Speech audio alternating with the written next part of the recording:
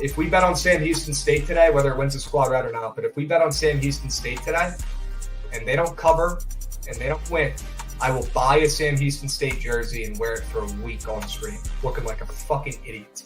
Yeah, he's a moose shit coach. He's a terrible coach. Get Ron Rivera out of here.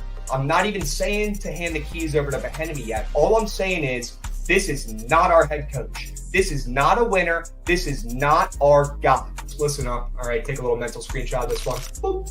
Give me the Ravens laying 3. Come on, it's got to be Baltimore must play here. They're winning this game big. It's going to be an under game. They're going to be running the shit out of the ball, and they're going to win this game by 5+, maybe 10+. I mean, if you have to listen to Jameis Winston for advice on the sidelines during a game, that's probably when you got to hang him up and maybe go with a different game plan here, Javon, because if he's seeing something that Derek Carr and the coach aren't, that's an issue to me.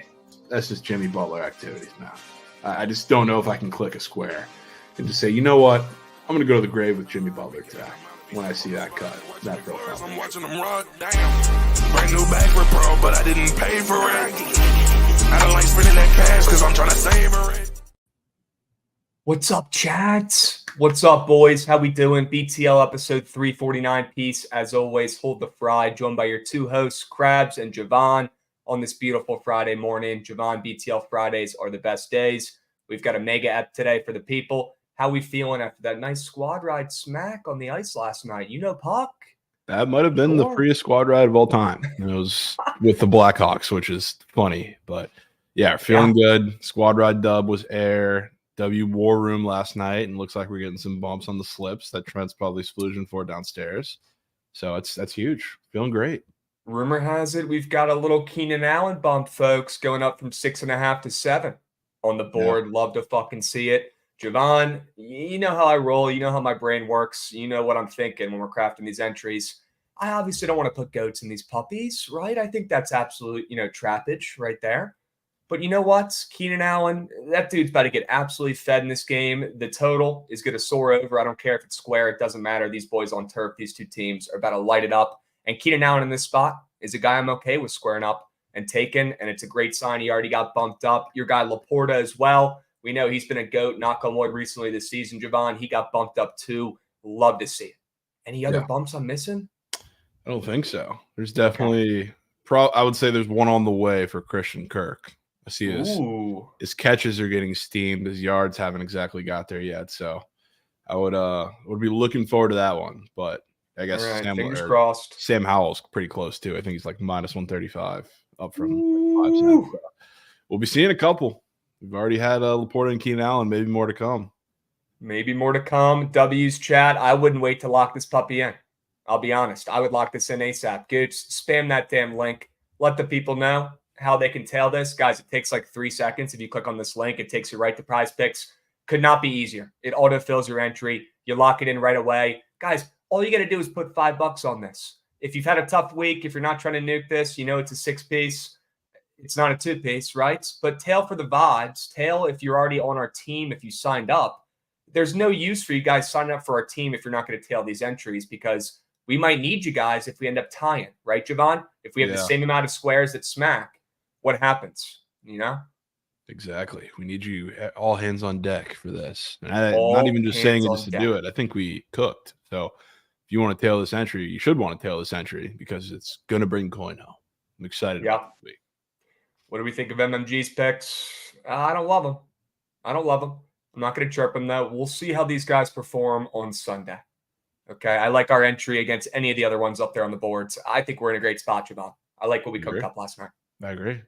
Dubs. I threw a rackaroon on this puppy, too. I think you matched me. I did. Yeah. Let's fucking go, chat. If you don't think, if you think we're messing around, if you think we're not taking this that seriously, we just put a rack on this entry, on this 6-piece. If that doesn't give you guys confidence, I don't know what does. I'm feeling good about this puppy. We're going 5 for 6. I can feel it in my palms. All right, chat. Lock this puppy in. It literally takes 3 seconds. You click this link. It shoots you over to Prize Picks. It autofills the entry. You put $5 on it, and you go about your day.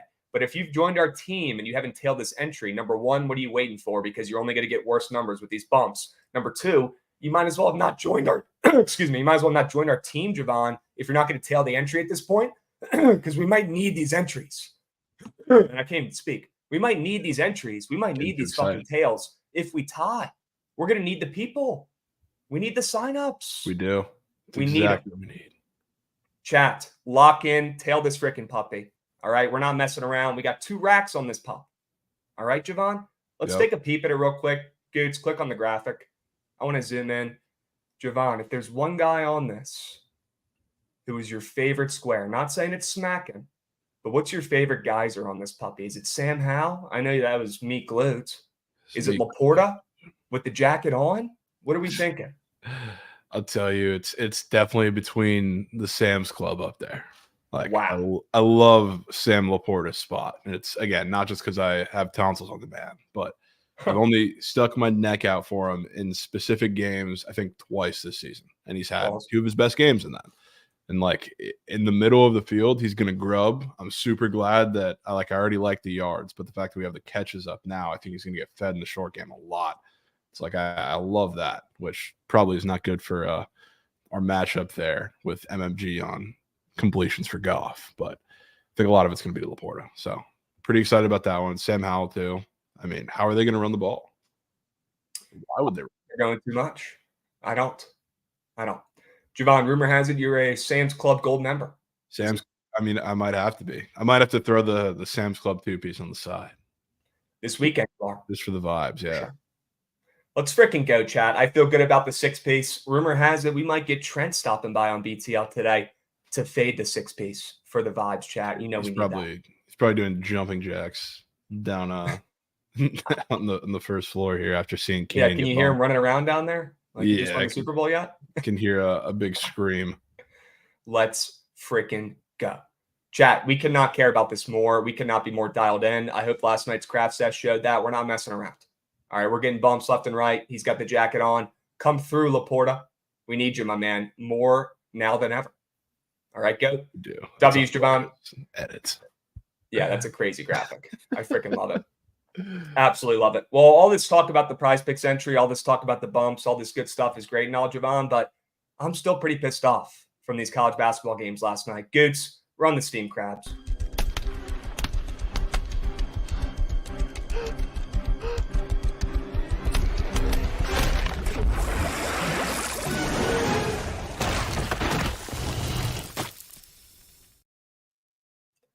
Chat, let's talk about this Kent State game last night, because not only was it one of the craziest games I've ever seen in my life in college basketball, which I feel like I say every other week, it was fucking nuts, okay?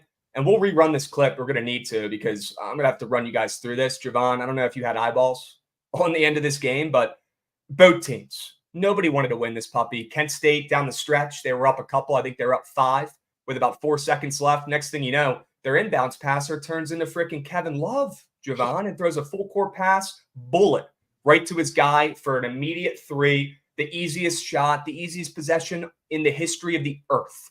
Okay, now I'm thinking, okay, there's a second and a half left. All they got to do is inbound the ball. Okay, and what the fuck did they do, Javon? They get a freaking offensive foul while they're inbounding the ball with a second and a half left. You can't make it up. And we'll pause this shit real quick, Goots. But unbelievable turn of events. And you already know what's going to happen, okay? When they get the offensive foul, Javon, and there's 1 second left, you already know that bucket is already in the fucking hoop for the Dukes. Oh, yeah. Okay, they get the easiest layup I've ever seen in my entire life. Who's covering that guy? Are we running around with our freaking eyes closed, Kent State? What are we doing? You're leaving a guy wide open like that for a layup to tie the game. We go into OT. Javon, you know what's already about to happen. And by the way, Friedel had 5 points in 2 seconds. I want to mention that. I don't think I've ever seen that before in the history of college basketball. Guys, look at this on the stat sheet.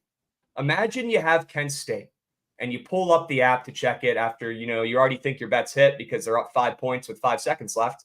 And you check the app and you see, what the hell is going on here? Friedel scoring a 5-piece in 1 second, it's showing you? Yep, he did that.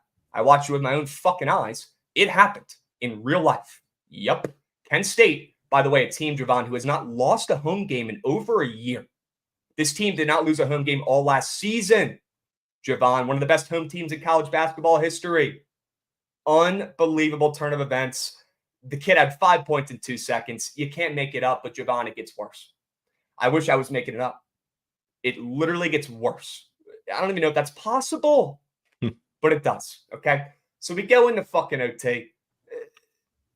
Kent State's down 5 with 15-ish seconds left, Javon. I'm checked out. I'm saying this game's toast, whatever. Next thing you know, they get the quickest, easiest bucket of all time. They're within 3 with 12 seconds left. They're about to get the ball back here somehow, down 3. And what do, Javon? They get my freaking hopes up, and they get a goddamn 3 in the corner to tie this game up. You're about to see it right here with your own freaking eyes in the corner here, folks. Here it is. Yeah, bang that shit. Give me false hope. I freaking bet, Javon, from the corner. What? We're going to double OT. And I'm thinking, okay, single OT. The dog didn't die yet. Double OT is about to absolutely kill this dog. No way JMU has any gas left in the fucking tank, Javon, after they went to OT this week already with Michigan State and pulled out a crazy win already this week. They're not going to pull off 2 of those. Oh, but they do. Oh, they do, Javon. We go to double OT. You already know what's about to happen. Kent State has nothing left. I've never seen a team not want to win a fucking basketball game more in my entire life than Kent State. This team was getting wide open layups and getting fed for dunks with an open lane and fumbling the ball like they've never played the sport. I've never seen it before in my life. The Dukes, it must be their year, because look at their football team and look at their basketball team, Javon. They're legit and they're making some serious noise. Guys, JMU handed Kent State their first loss in over a year at home in that fashion. Are you kidding me? And just when you think it couldn't get worse, I'm literally sick to my stomach at this point when this has happened, because Michigan State, who was up a bazillion points at halftime, Javon, ended up tying with USI in the second half and not covering. And then I'm looking over at the TCU and Omaha score, and I'm seeing that there's no points at all in the second half. and that game is somehow going under after it was on pace at halftime. Absolute fucking piss from the college basketball board. And it has to be JMU, the school that I probably hate the most besides UVA. Come on, dudes. Number one, the Dukes are legit. Number two, Kent State.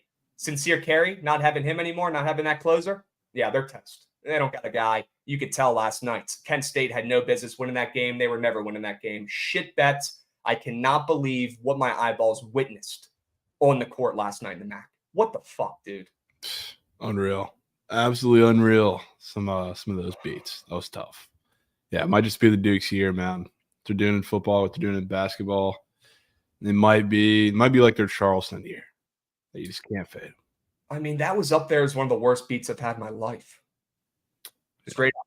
Moose. Just blue balls. Left and right.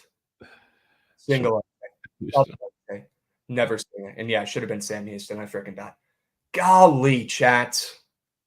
We got to be better. I got to be better with CBD. My plays have been moose. We got Elmo.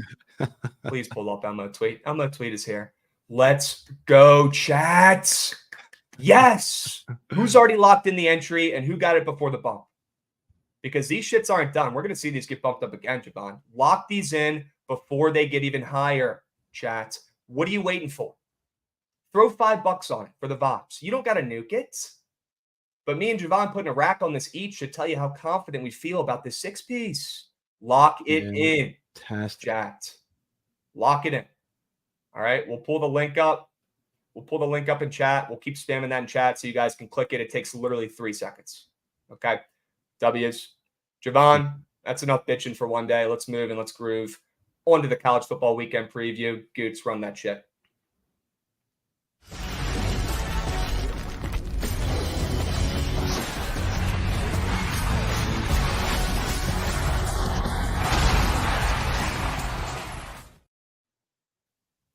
Javon, besides the 2 games tonight, we've got a loaded college football slate, some great games. I know we've got the squad with some boots on ground this weekend. I believe Mikey is heading to Florida State and Miami tomorrow. That should be electric. Lauren and Trent going to TCU on Saturday versus Texas. That's going to be fire. And Javon, obviously you and me hitting the Sunday game down in Jacksonville, going to sweat out Christian Kirk in person, which is going to be electric. But before chat falls asleep during the snooze fest, Sash, okay, 2 games, we're not going to see many points at all, especially yours. Jesus, look at that total. Let's go over these real quick, Javon, before we get to the fun ones like the Mikey overs and the blowouts. I'll go over mine first. I'm going to go with Utah and Washington under 50, Javon. There's something about Penix recently that's thrown me off. I don't know if he's banged up. I don't know if he's checked out. I don't know what it is, but I feel like he's not the same guy we watched in the first couple weeks of the season. Maybe it's the step up in competition they're playing against. I don't know, but this Washington team, they continue to pull out wins. They had a nice little win against the most fraudulent team in that conference last week in USC, but it hasn't really been pretty. They haven't really been smoking teams as badly as they were early on. And you take a look at Utah. I mean, look at what they just did against Arizona State, Javon. They just held them to 3 points in their last game. This Utah defense, whether it's at home or on the road, is locking in. Am I worried about Utah's offense on the road? Sure. At home, I wouldn't be worried, but that's why we're taking this under with the Utes on the road. Their defense will lock in. They'll hold Washington into, I don't know, less than 30 points probably in this matchup, and Utah's not going to do much scoring here on the road in this spot. Give me the under. I love the way it's moving and grooving. Lock this in before it's in the 40s, chat. Yeah, it's even for Utah, a little surprisingly of a low total. And there's definitely something going on with Penix, so I have no issues backing that. I just had to take the Rutgers Iowa under. It's 28. Open at 28.5. Usually, even when you see like totals that low, like the handful of them that have been like low 30s, whether it's involving like a Big Ten team or any of the military schools, like it moves up like the slightest bit. The fact that it went down immediately is crazy to me. Not that it doesn't make sense, but I had to buy in. I mean, this is a battle between Gavin Wimsatt and Deacon Hill, which neither of those guys are going to move the ball at all. It's just going to be P for P for the entire 60 minutes here. The run games are actually like good enough to put together drives for bits. Like it's not going to be on the quarterbacks. So I think you're not just getting, punts and turnovers the entire game. You're going to get long drawn out drives that kind of result in nothing. So it's going to be a little bit of both there. And these offenses are god awful. So 28 is a crazy line and I will take it. I've already seen the 13-10. If that. if Straight that. up. Yeah. One of these two teams is going to be in single digits 5-2 in this game. Sure. A Might safety be. field goal and a safety. I bet. Yeah, this game is soaring under. I mean, a total opening up this low is enough for me to bet it without even thinking about it or looking into it. I'm in. Total's down from 28.5 to 28. Can it get any lower? We're about to find out. Chat, lock this one in. That's going to be the ultimate snooze fest this weekend. No points, no fun. You put that game on if you're trying to take a little nap at 3:30 p.m. Eastern tomorrow because that game's going to stink. It's soaring under. I'll be on both these plays. W's. Let's move to Mikey overs of the weekend, Javon. Two games we're going to think are going to be a little more exciting here. I'm going the OK State and UCF over 65.5. Pretty high total here, Javon. I like UCF in this spot to maybe cover or even potentially pull an upset and win this game outright. And if they're going to do that, they're going to need some points in this spot, Javon. And Oklahoma State is also not afraid to be putting up points at all. If you look at their last couple games, I mean, they've scored more than 39 points in 3 of their last 4 games. They only had a 27-piece, though, last week against Oklahoma. So a little bit of a bounce back for their offense against UCF, who's nothing special. And I think the Knights at home are going to put up a 30-piece at least themselves. I like the way this total's moving and grooving up from 64.5 to 65.5. I already thought it was pretty high. I like the splits. Guys, this game's soaring over. It's going to be a shootout, very exciting game. Tune in for this one and lock it in before it gets any higher. Yeah, that game's going to be exciting. Holy points. Yeah, holy points and holy lead changes probably. It's just going to be one of those type of games. I went with, ironically, the over in the game that Mikey's actually going to be at this weekend. Let's go. Fits the segment. But last week I took the FSU under in a game that was weird total, weird game, weird spot for everything going on the road against Pitt. Now they're at home against the Hurricanes, and I think this game is going to be a shootout, be super exciting. And they're coming off of a game. That game they scored 24 points in. Their offense was pretty anemic for the entire first half. Miami, kind of same deal. They were anemic for the entire game. I believe they put up 6 in their last game against NC State. So betting on a bounce back for both of these teams, especially hoping that FSU's wide receiving core, you get at least one back healthy, which seems to be the case of what's happening this week, maybe both. I think you're going to tear up that Hurricane secondary against any team that has any sort of size on the outside, which Keon Coleman or Johnny Wilson returning would 100% give you. They have been getting absolutely torched. So I think in this game, Jordan Travis is going to dominate no matter who's thrown passes to. And then I think that Tyler Van Dyke and the Canes are going to score too. It's FSU defense against, really anybody with any sort of firepower. They can be good against Pitt on the road, but against teams like a BC that have a unpredictability in that game, and a lot of the teams they faced, they haven't really inspired too much confidence in me. So I think this game is going to get weird for a little bit, and then FSU pulls away late. But I think the way Miami's going to stay in this game early is kind of with their offense and Tyler Van Dyke. Expecting. You think they cover as well? I don't. This screams of an FSU, like this game is back and forth for a first half, and then FSU does what they always do. They just blitz them in the third quarter, and they win by like 20-21. Okay. All right. So the Seminoles end up covering, but Mikey gets an over in attendance. Boots on ground. That'll be cool. Okay. I like it, especially with both teams coming off an under in their last game. Miami only putting up 6 in their last game, so their offense will bounce back. And we just saw Florida State hold Pitt to 7 points. Maybe their defense will come in a little complacent here against a Miami team who has been struggling a little bit, getting 14 points, right? It's not like they're welcoming in Alabama in this spot. They're welcoming in a Miami team who's seen better days, was looking a little bit better early on in the season. Not too scared about them, but I like their offense buying low and Van Dyke after a bad performance. I'm in on this over. Love it. Dubs. All right, let's go to the blowout of the college football weekend here, Javon. I've got Georgia State. I feel like I take this team, or I take an over or under with this team every single week, Javon. But I'm obsessed with this team, and I think it's their season. And they're coming off a couple bad losses. But I want to buy low on this team against an App State school, an App State program whose name I think carries more weight than their actual football program and how good they are. And with Georgia State and Darian Granger, who's absolutely dynamic, I don't think anybody on that App State defense is going to be able to keep up with him, especially coming off of 2 bad losses where they got smoked by JMU and they lost by almost 20 points to Georgia Southern when they were barely an underdog +1. So at home, I think Georgia State, Darian Granger, they get one more chance to, make something happen in this conference before him and his stud RB graduate this season. I think they bounce back after 2 bad L's against App State, who's overrated and overvalued, and they get a much-needed win at home in this game by 10+.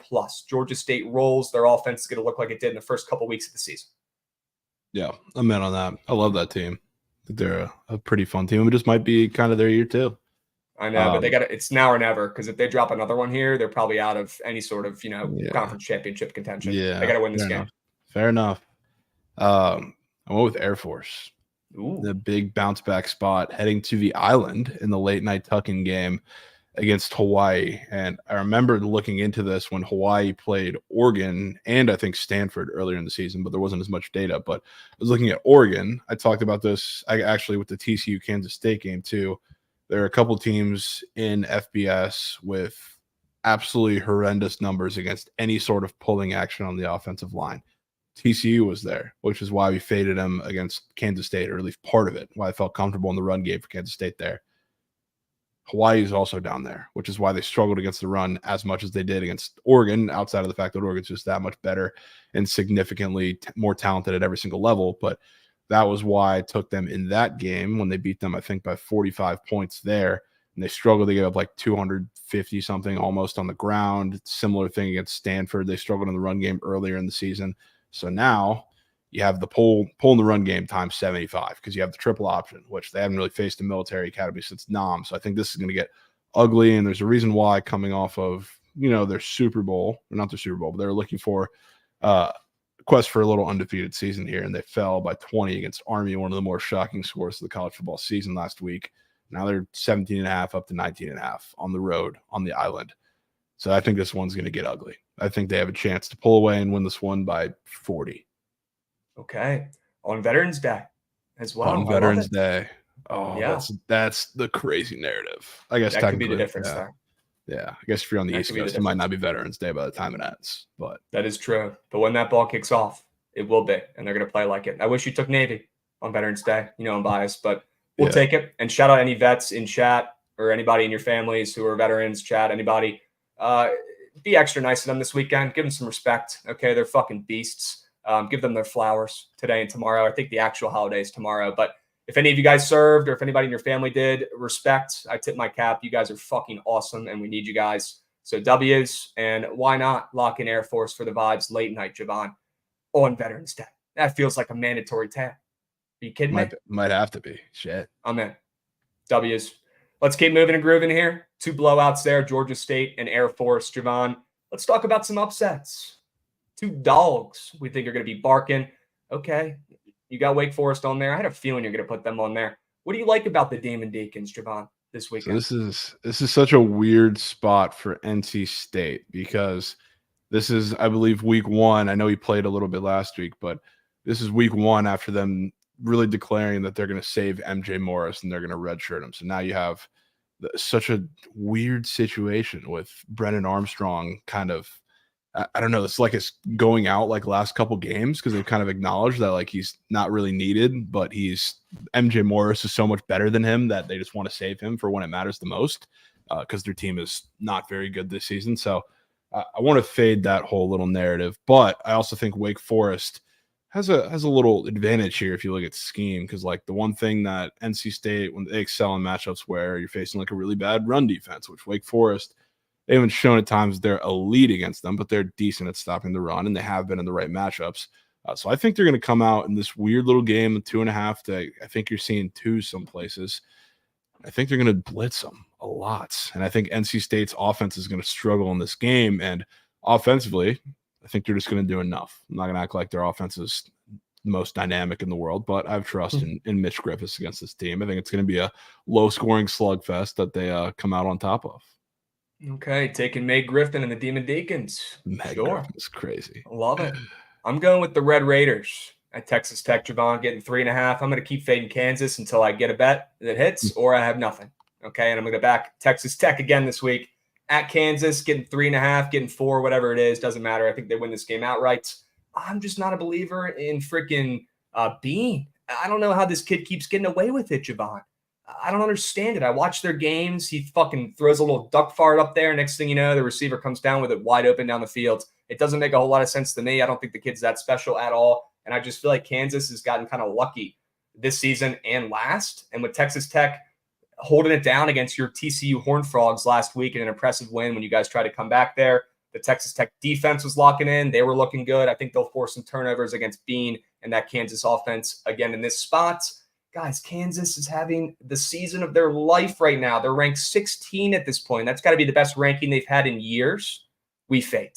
We don't give up. It's literally that meme of the guy who's ice picking, trying to get the diamond, and he turns around and gives up, and the guy below him doesn't. Yeah, the guy below him is me. The guy above is you guys giving up and fading Kansas. I'm still going back to the well. I'm going to get one here. Love the spot. Love the splits. Love the line movements. And I like what I saw at Texas Tech last week. I like what I saw of their defense. Their QB is continuing to get more comfortable. He looked decent last week. I think he does his job against a Kansas defense. It doesn't scare me. And that total is up to 62. So we're getting some points. I do think Texas Tech wins this game outright, but I'll snag the 3.5 while I still can.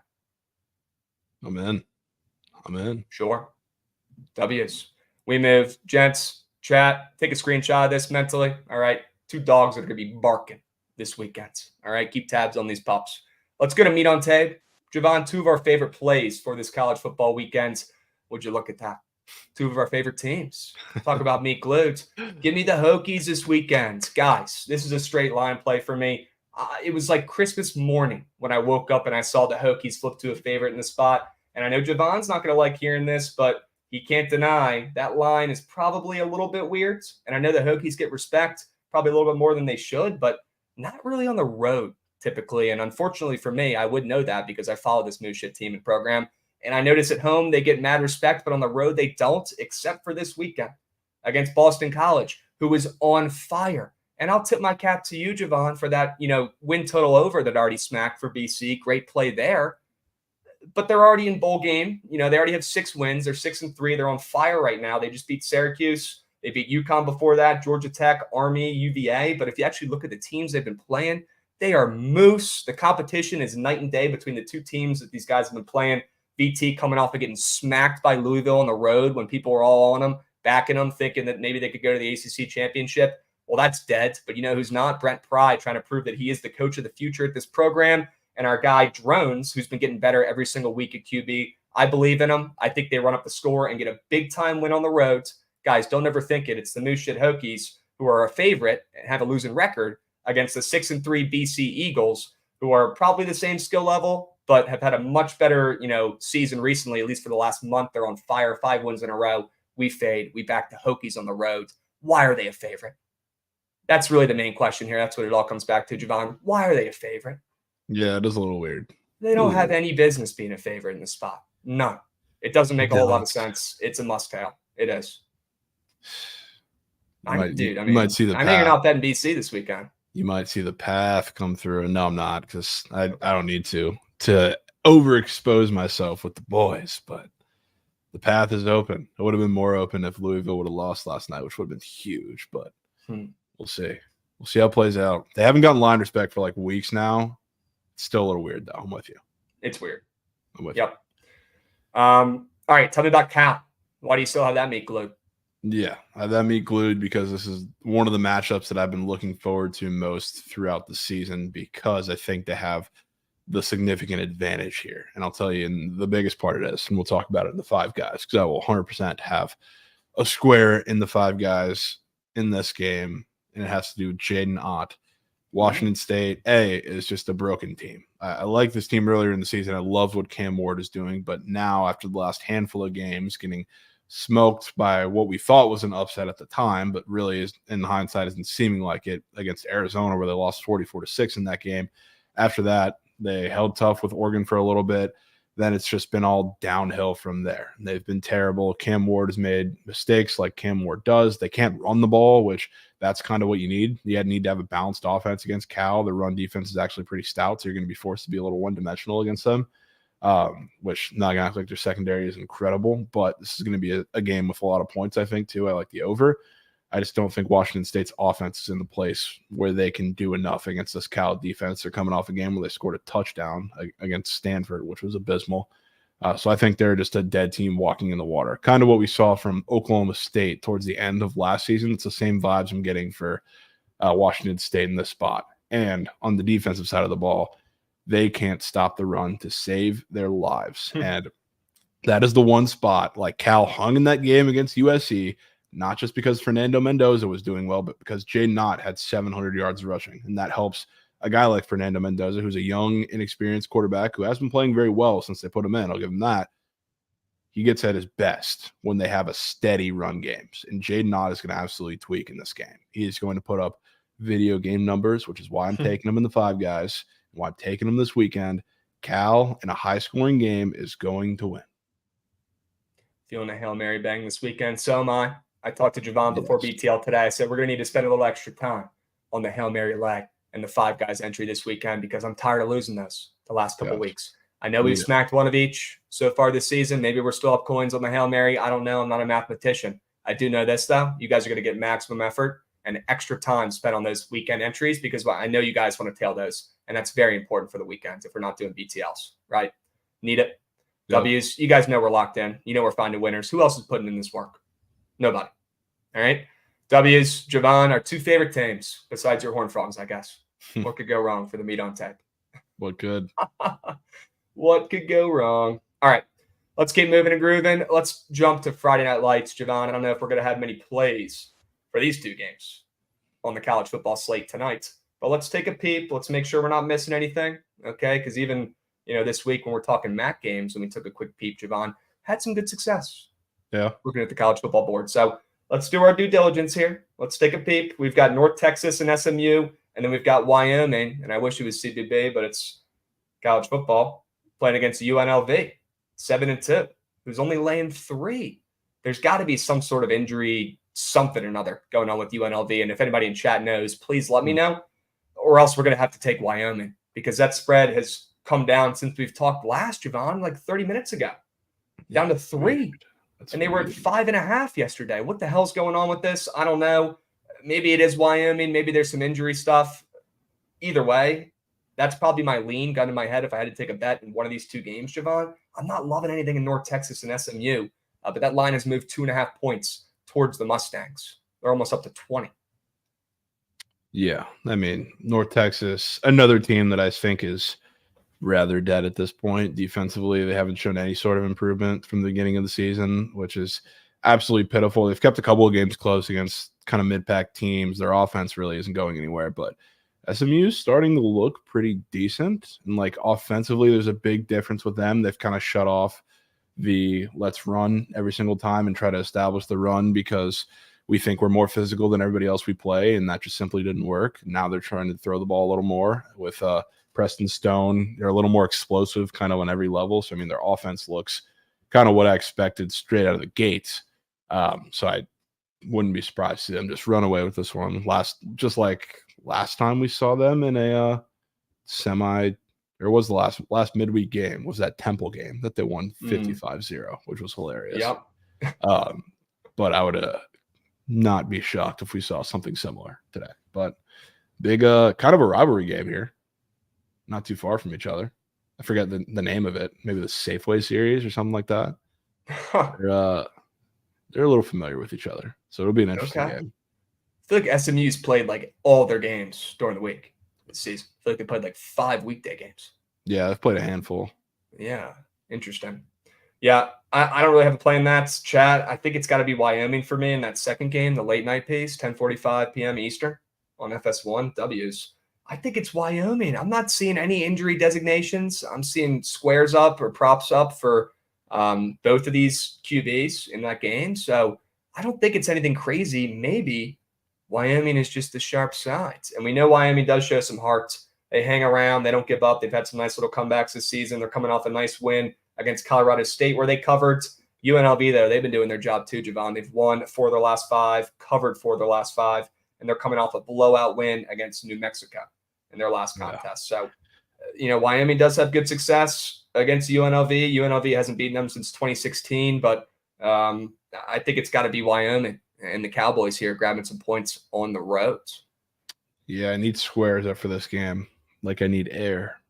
I really don't know what I would take sidewise in this game because I would love to back UNLV's offense, but obviously I can't do it with that line. Ricky White, if you're not familiar with him, absolute dog. And he is going to feast tonight. So if he does pop up on the PP board, you can guarantee yourself whatever it is, I'm pushing that button. So he's going to absolutely tweak. So I'm hoping they put up squares for that game because that would be fire. Okay. We got some subbies coming in as well, Javon. Cannot miss these. Cannot let these get swept under the rug. We got Gma LOL coming in hot with a subby 9 months. Sure. We got Luke's Locks and OG sub banging 13 months. Love to see it. We got John Mayer coming in. Fuck JMU with a subby. Yeah, you know what, John Mayer? Fuck JMU. I'm with you, my man. We got Jacob Russian 15 sub banging as well. You already know Lembong came in and gave out a subby to open up BTL. Cannot forget about him. Lembong, we do it all for you, my man. W's. Love to see it. And yeah, Texas A&M, that should be free against Ohio State tonight. Yep. That should be free.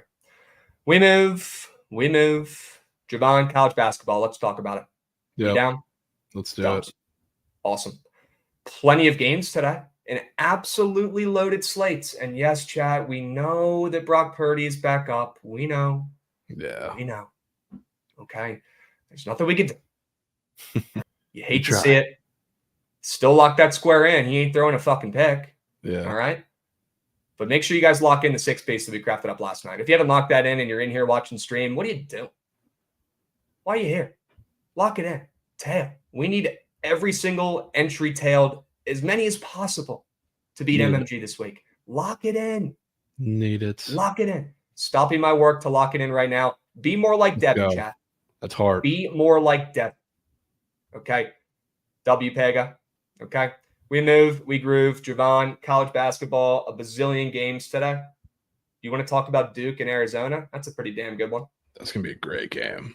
Yeah. What are your early thoughts on this game? Duke opened up, I believe, a 5.5 point favorite, and that line has bounced around a little bit, but pretty much holding true, sticking around there. Maybe some 5s floating around as well, Javon. But I think Arizona is a little bit of a public dog here in this spot. I've seen a lot of Arizona love on my feed today. Maybe it's just Duke rolling at home, getting it done with another elite recruiting class. I feel like this team is in a better spot now with Shire than they were with Coach K a couple years ago. Yeah, it's a strange one because I have my concerns about Caleb Love and the way that he fits in that offense right out of the jump. Because, like, I mean, scheme-wise, it's definitely a fit because they're going to push the tempo. Obviously, they're going to play with a lot of high pace, which fits right directly into Caleb Love's style of ball. But honestly, maybe too much right out of the gate, which concerns me. So, like, on one side, I have that concern. But on the other side, Duke really doesn't have a threat of rim protection, which is like, who do you have when you're talking about Arizona? Omar Ballo is a dog in there. So it really just depends for me how they're going to play.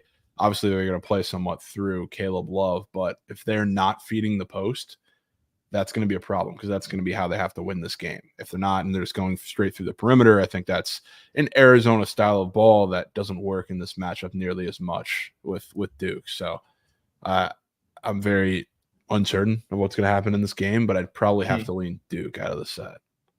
Okay. You're a little bit worried about Bayo, the freaking beast in the paint, and also newbie Keshad Johnson coming over from San Diego State, I believe. Yeah, San Diego State. 2 big bodies down there in the paint. They might be giving Duke some fits. I know they got Filipowski down there. Okay, I know they still got Mark Mitchell.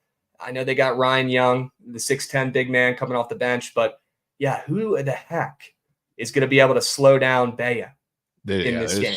They don't have the bodies down there.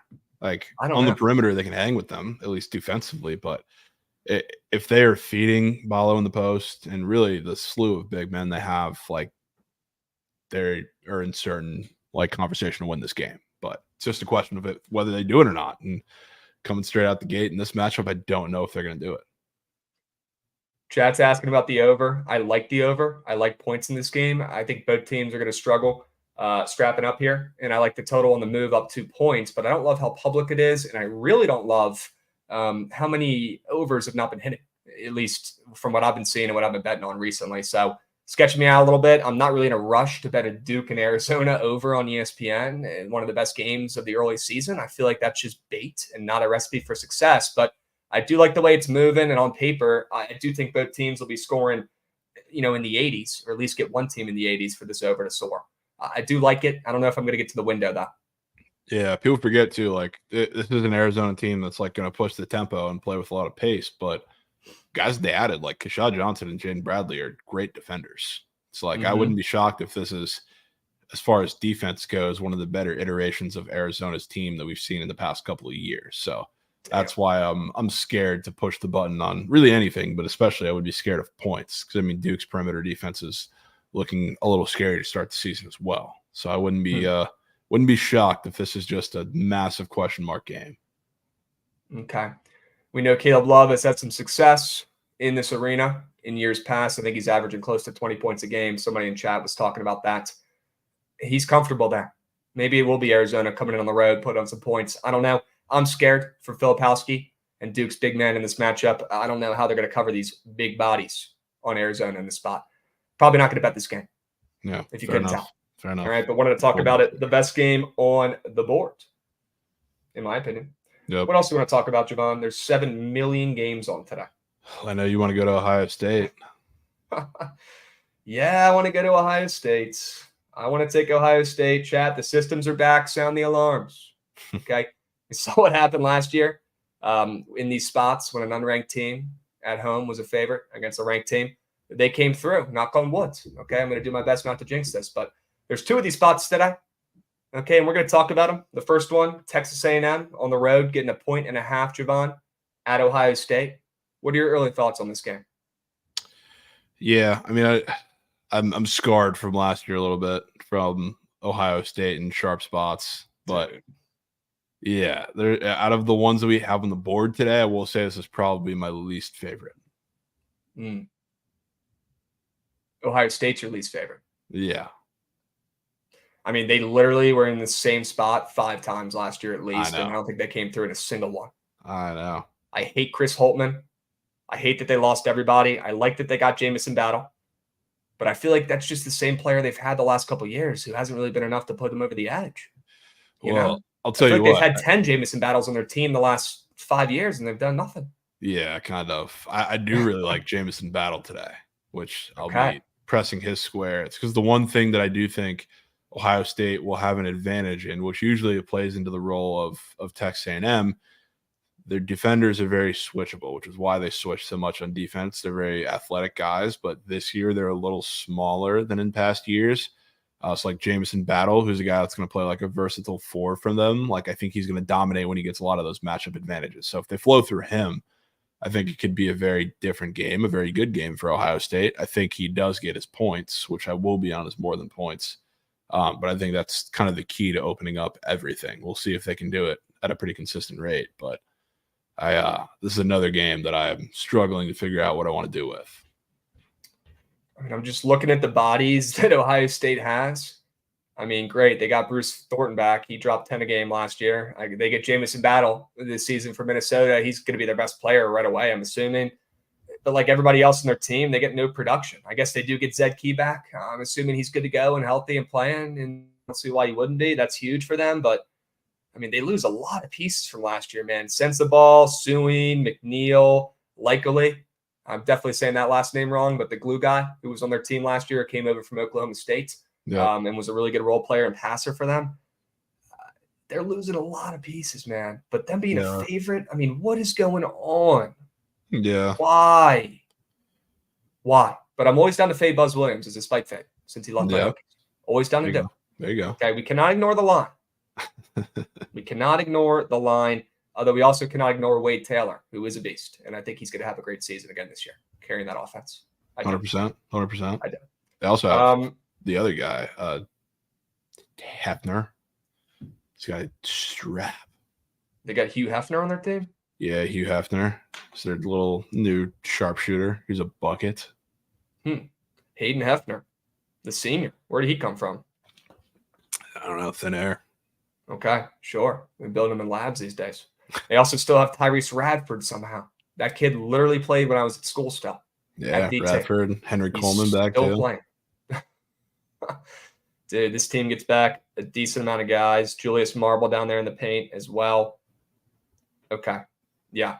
Well, I'm still taking Ohio State. Marble, I think, is playing to start the season.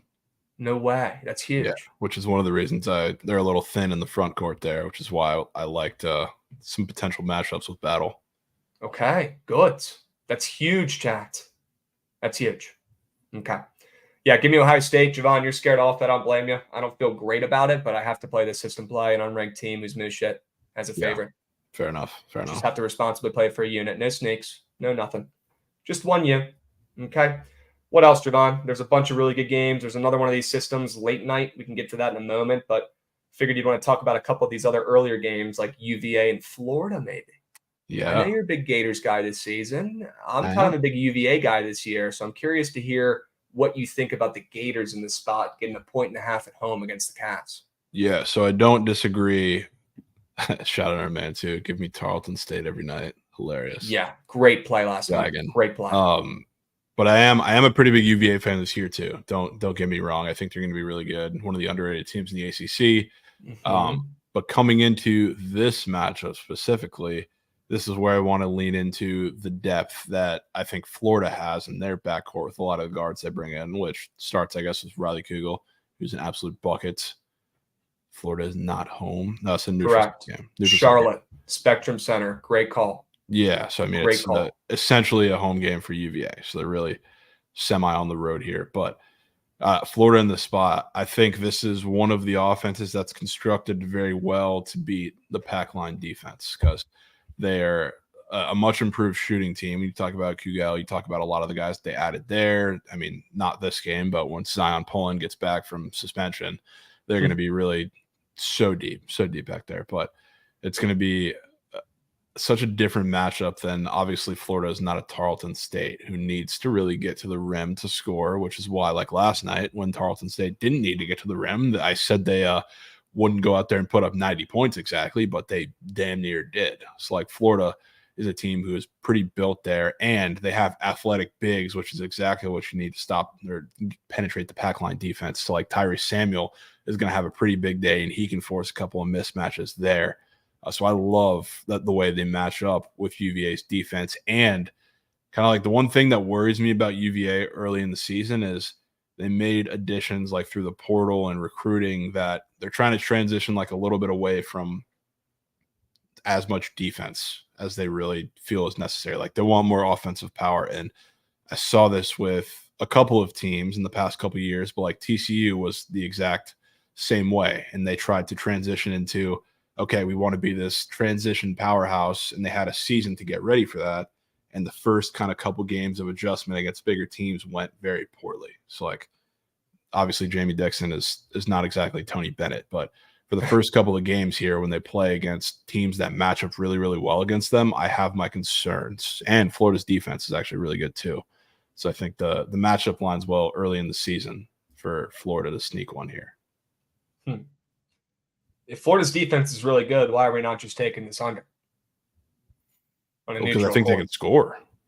Okay. It's a thing. You're a little bit worried about them cooking UVA's defense. Yeah. I think this is like one of the random games that we see early in the season that's a little more high scoring on the offensive end against for UVA.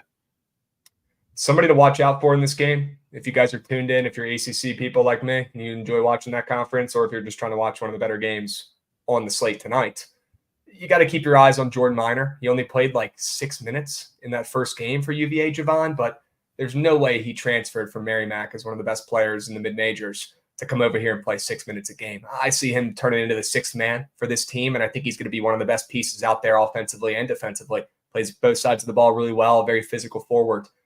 Do not sleep on Jordan Minor, guys. Keep your eyes peeled on him tonight. It could be his breakout spot. Could be. Let the kid play. What are you easing him in for? He's a freaking graduate transfer. He's ready to roll. Yeah. I don't get it. Okay. Yeah.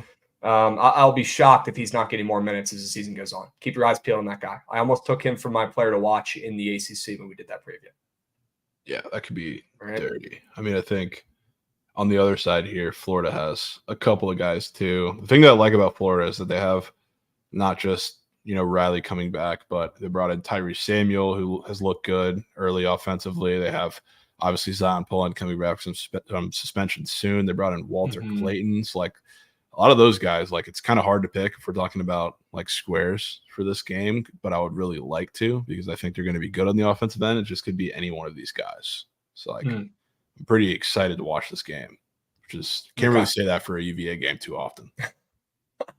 I'm very excited to watch this game because we're going to find out how legit these two teams are, right? UVA really has not done much the last couple of years. Tony Bennett's getting roasted for maybe not doing enough in the portal or with NIL or not believing in it, maybe being too much of a system guy, but did get some transfers in this season. Florida as well, right? And I think this is year 2 of Todd Golden's reign. Is it year 2 or 3, Javon? I believe it's 2. Year two. Yeah, year 2. We're expecting big things from him coming over from San Francisco, one of the sharpest young minds in college basketball. Both these programs should be on the rise after mid-years last season. Very curious to see who pulls this one out. I don't know if I'm going to have coins on it. A little too back and forth, and you're scaring me a little bit with your Gators ticket. I do lean UVA, though, chat. I'll be honest, and it makes me sick to my stomach saying that out loud. I hope you guys know that. Like, it gives me a chill. It doesn't feel right. Okay, if I was on the fence, if I was leaning UVA, I wouldn't be giving it out. All right, I want that on record, chat, because it literally makes me want to vomit on stream saying those words out loud. Disgusting. I'm interested to see the Splittersons on this game. The Splittersons? You want me to check? Oh, my Lord. What are we seeing here, Coach? 27% of bets, 52% of money on the Gators. Yeah, Gators are looking sharp. UVA is getting slammed with bets on the ML too. No bueno for the Cats. Can't say I expected that. Maybe I'll just stay off and just root against UVA like I do every night. I wouldn't be opposed to that if you're liking Florida. I mean, it sounds like you kind of do like them a lot. So yeah, and to be honest with you, as much as I'm gassing them up to start the season, I probably hate Florida nearly as much as you hate UVA. So put that lens through everything I'm saying when you're saying that. What the hell are we doing back in these teams then, dude? It takes a lot for me to gas up the Gators as much as I am. I hate it. Okay. Yep. Good. Need that on record. Love it. Let's talk about Wisconsin and Tennessee, Javon. This is a pretty damn good game. Looks like the Badgers are getting 2.5 points here in this spot at home at the Kohl Center against Tennessee, who's coming off a nice little win and cover. We sniped them against Tennessee Tech. Chat, pretty sure if we grabbed 3 of you guys and me and Javon went out there, we could probably give Tennessee Tech a run for their money. They are no bueno. Tennessee did not really, if you look at the stats and their stars and what they did in that game, they really did not do that great of a job. At least they're 2, veterans who have been on this roster recently, Vescovi and Ziegler, who they're easing back in with an injury, so I'll give him a pass. But Vescovi, he's been out with personal stuff in the offseason. I don't know how dialed in he is. I hope everything's okay. But it seems like he's not really dialed yet, and he did not have a good first game. Dalton Newt did. I'll tip my cap. I'll give some credit there. He had a good debut for Tennessee. And I know this team is very physical. They don't have that big dude in the paint who was throwing those like it was his job, though, this season, which is good. I hate that guy. Get him out of college basketball. He's hurting kids. But in my opinion here, I don't know if Wisconsin's added enough pieces for me to fall in love with them. Although I will say I think it's a must-play here. Ranked Tennessee team on the road who they did cover that first game, but they did not look as sharp as I was expecting them to. And I'll take a stab with Wisconsin, who just put up a 105 burger in their first game here, Javon, at home. They stay home for this game. They're ready. They've been prepping. They've been practicing hard. They want to get a win against a ranked team here at home. Barely getting any points. I'll take the bait on Wisconsin. Give me the plus 2.5. So this is under 2 square. It's why is it moving up? It's not, though. Is it? I thought it was at 134, 134.5. Let me check the splits first, and then I will check where the line's moving and grooving. I mean, yeah, where are the points coming from? And both teams did put up a ton in the first game against 2 terrible teams. How much does that even matter? Open 131 at 133 now. Okay. So it went up very quickly. He's going back up. It's going back. Espresso's been locked in. He's been watching those lines. Yeah. I still like the under. I don't really care because I guess it helps a little bit that Wisconsin's coming off of their big offensive performance, I guess, in game 1. But I like the fact that they're bringing back a majority of the team that knows how to get into these half-court battles with a team like Tennessee, which I know that it's supposed to be this big, different, more explosive, I guess, Tennessee offense this season. But until I see them do it against a team that's going to make them play in a half-court game, I can't get myself to buy in yet, especially when you're still missing a piece or two there.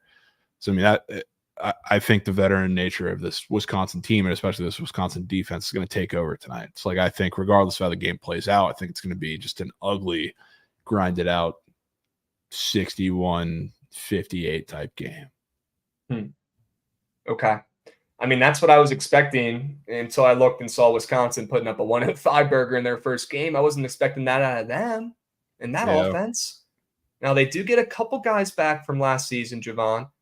They do get, I don't think Essigan is playing this year, but they get Wall back and Crowell back, two of the most average dudes in the paint of all time. But I mean, in their senior and graduate year, it's one last run for these two boys, and maybe we'll get their best stuff in their last season. I don't know. And yeah, Essigan's out tonight. Okay.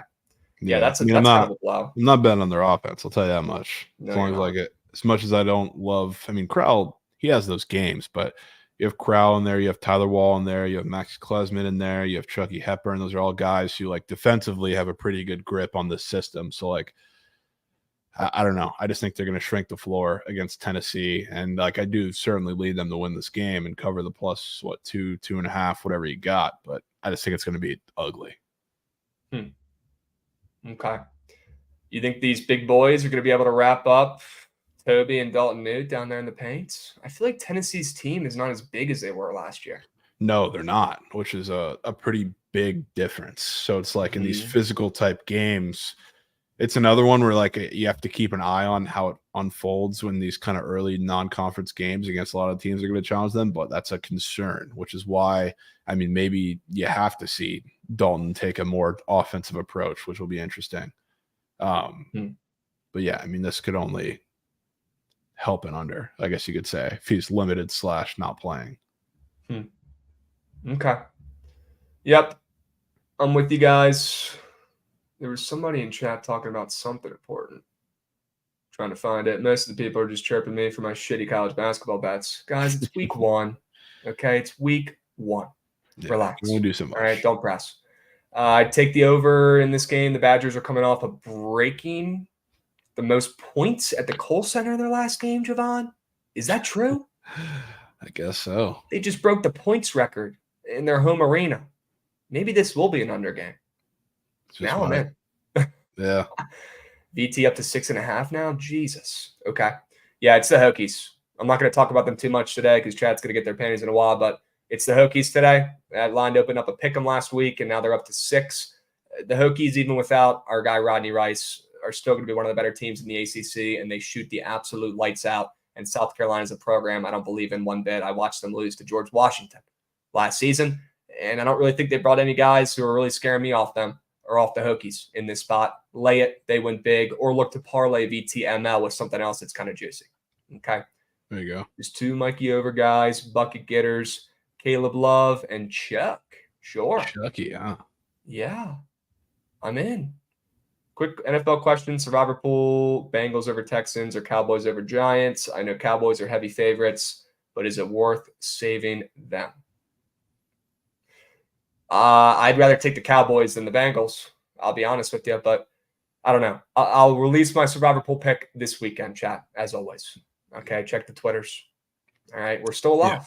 The Cowboys have a very tough schedule the rest of the season, so I don't know. Yeah, if you're saving them for anything. I don't really know what game that is.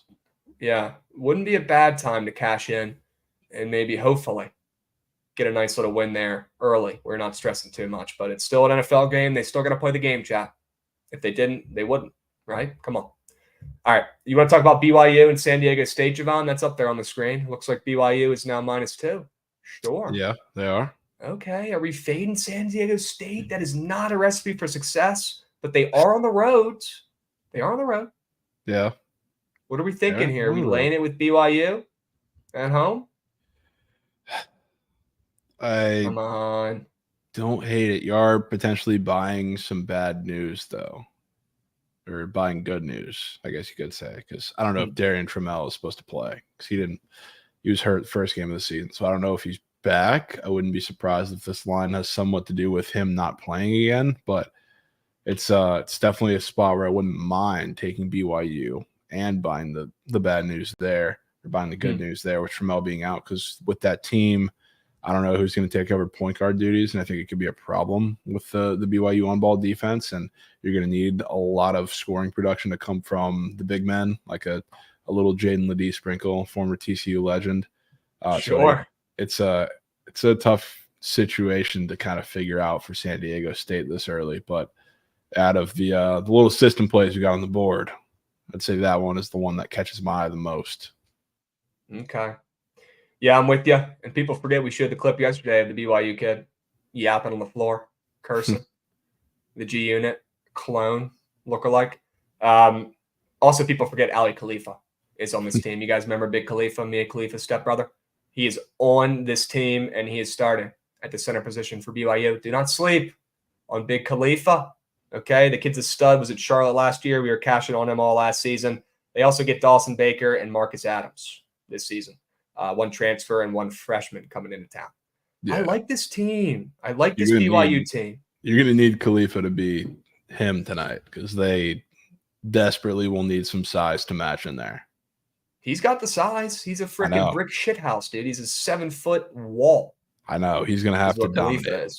Yeah, he will. He will. And, hey, Ladie, they got Ladie. They got Jay Powell down there in the paints. They got a couple other, decently big bodies off the bench. But none of these guys are bigger than 6'9", Javon. They might be a little thicker, but I think Ali Khalifa can hold his own down there in the paint against San Diego State. Look, if San Diego State was at home, I probably wouldn't be looking to take BYU here, but the Mormons are about to get lit, okay? We know they live for these games. They go freaking nuts in the crowds. They've been soaking all week, getting ready for this matchup. It's going to be nuts. This is the only thing they got going on their social calendars probably all fucking month, Javon, is this game. San Diego State, BYU. They're going to be going bonkers. That place is loud. They're going to be rallying behind Mia Khalifa's step bro as BYU gets a major win against a ranked opponent here at home. Back. Can see that. Soaking in our winnings tonight, huh? Yeah. And I just want to bet on that G Unit dude who had serious heart and was chirping the fans. Shut the F up. Remember that? Bro, here it is again. Crazy. Shut the F up, man. Bro, we got to pause it when he's looking back. Pause it, Goats. I need you to snipe this because the anger in this gentleman's face, I have never – yeah, right there. Yep. Have you ever seen someone look more evil and angry? That's a guy I won my coins on. You think that kid's giving up if they go down 8 in the second half? Fuck no. He might throw a bow and keep them in the game. This kid's a loose cannon. Keep your eyes on him. Put him on a list somewhere. Jesus. But either way, we're back in BYU today, and we're backing the boys out there at home to get a big-time win. Shut the F up, man. The most BYU chirp of all time. The kid probably feels so bad, too. He's probably been thinking about it all week. Yeah. Man, I can't believe I said that, and they got it on TV. My parents are about to be pissed. I can already say it. Incredible. Unbelievable. We're back in that guy today. How many wives do you think he has? None yet, but he can get a couple. He can get a couple. I'm pretty sure that's a rule somehow for them. I don't know how they pulled that one off, but somehow, some way. Whoever was crafting up the rules for those guys and snuck that one in there and got the approval. Dude, guy was playing chess. Dude, yeah, he hit the freaking mother load on that one. Sheesh. 5 wives? That's too much to even handle, man. That's unreal. Gracious. Unreal. That's too much. Too much cake. All right. Let's move. Let's groove, Javon. There's a couple other games that we need to get to. Some really good CBB matchups. I know I'm missing one that people in chat keep talking about. So, chat, let me know what games you want us to continue to go over here. And I'm going to continue to scroll and try to find the big kahuna. I'll give you just a quick segue while you're searching for the next actual good game today. Mississippi Valley State plays today. So Jesus it's just Christ, dude. It's auto fade. They're going into in the Norman to play the Sooners minus 35.5, which is hilarious. But Javian McCollum, legacy game for the Sooners. Milos Uzan, veteran guy coming back, running that offense for a little bit. They're just going to get wrecked. It's going to be ugly. It's going to be a 50-piece Creighton type game. It's the classic, Mississippi Valley State. Every single time. They're terrible. They're so bad. They're terrible. Okay. Memphis, Mizzou. Yeah, chat wanted you to talk about Memphis. That's what I was about to say. Memphis, Mizzou. W's. And we'll probably keep Lemoyne out of the slips today. Baumgartner Jackson. I'm sure you understand after watching them play basketball in that last game. Okay. Memphis and Mizzou. Yeah, get Lemoyne, get the Dolphins out of here, Goots. We don't need to see them. We don't need to think about them. They do play today. What are we thinking about this game, Javon? I kind of like Memphis this season, and I don't mind fading Penny Hardaway on the road. What are your initial thoughts? See, I'm at the point where I know it's only been one game, so I don't want to can go crazy and say that like I have so much belief in this team, but it looks like a much better offense that they showed. And like I know they didn't play anybody in their first game, very obviously, but it looked cleaner. It seemed cleaner. It seemed like a little less YMCA ball and a little more of a scheme of an offense. And I guess Jordan Brown maybe helps a little bit with that, but it's just a game where I think they're going to get it together. And I'm not sure of the status of Connor Vanover. I'm not sure he's in the picture today for Mizzou. No way. Not sure. The 7'5" behemoth of a man. I've been seeing rumors. I don't know if that's confirmed or not. But regardless, even if he is, I think they have an advantage in every other area. When we're talking about playing in the paint, it's like they're going to be more physical, which they'll be more physical with or without Vanover anyway.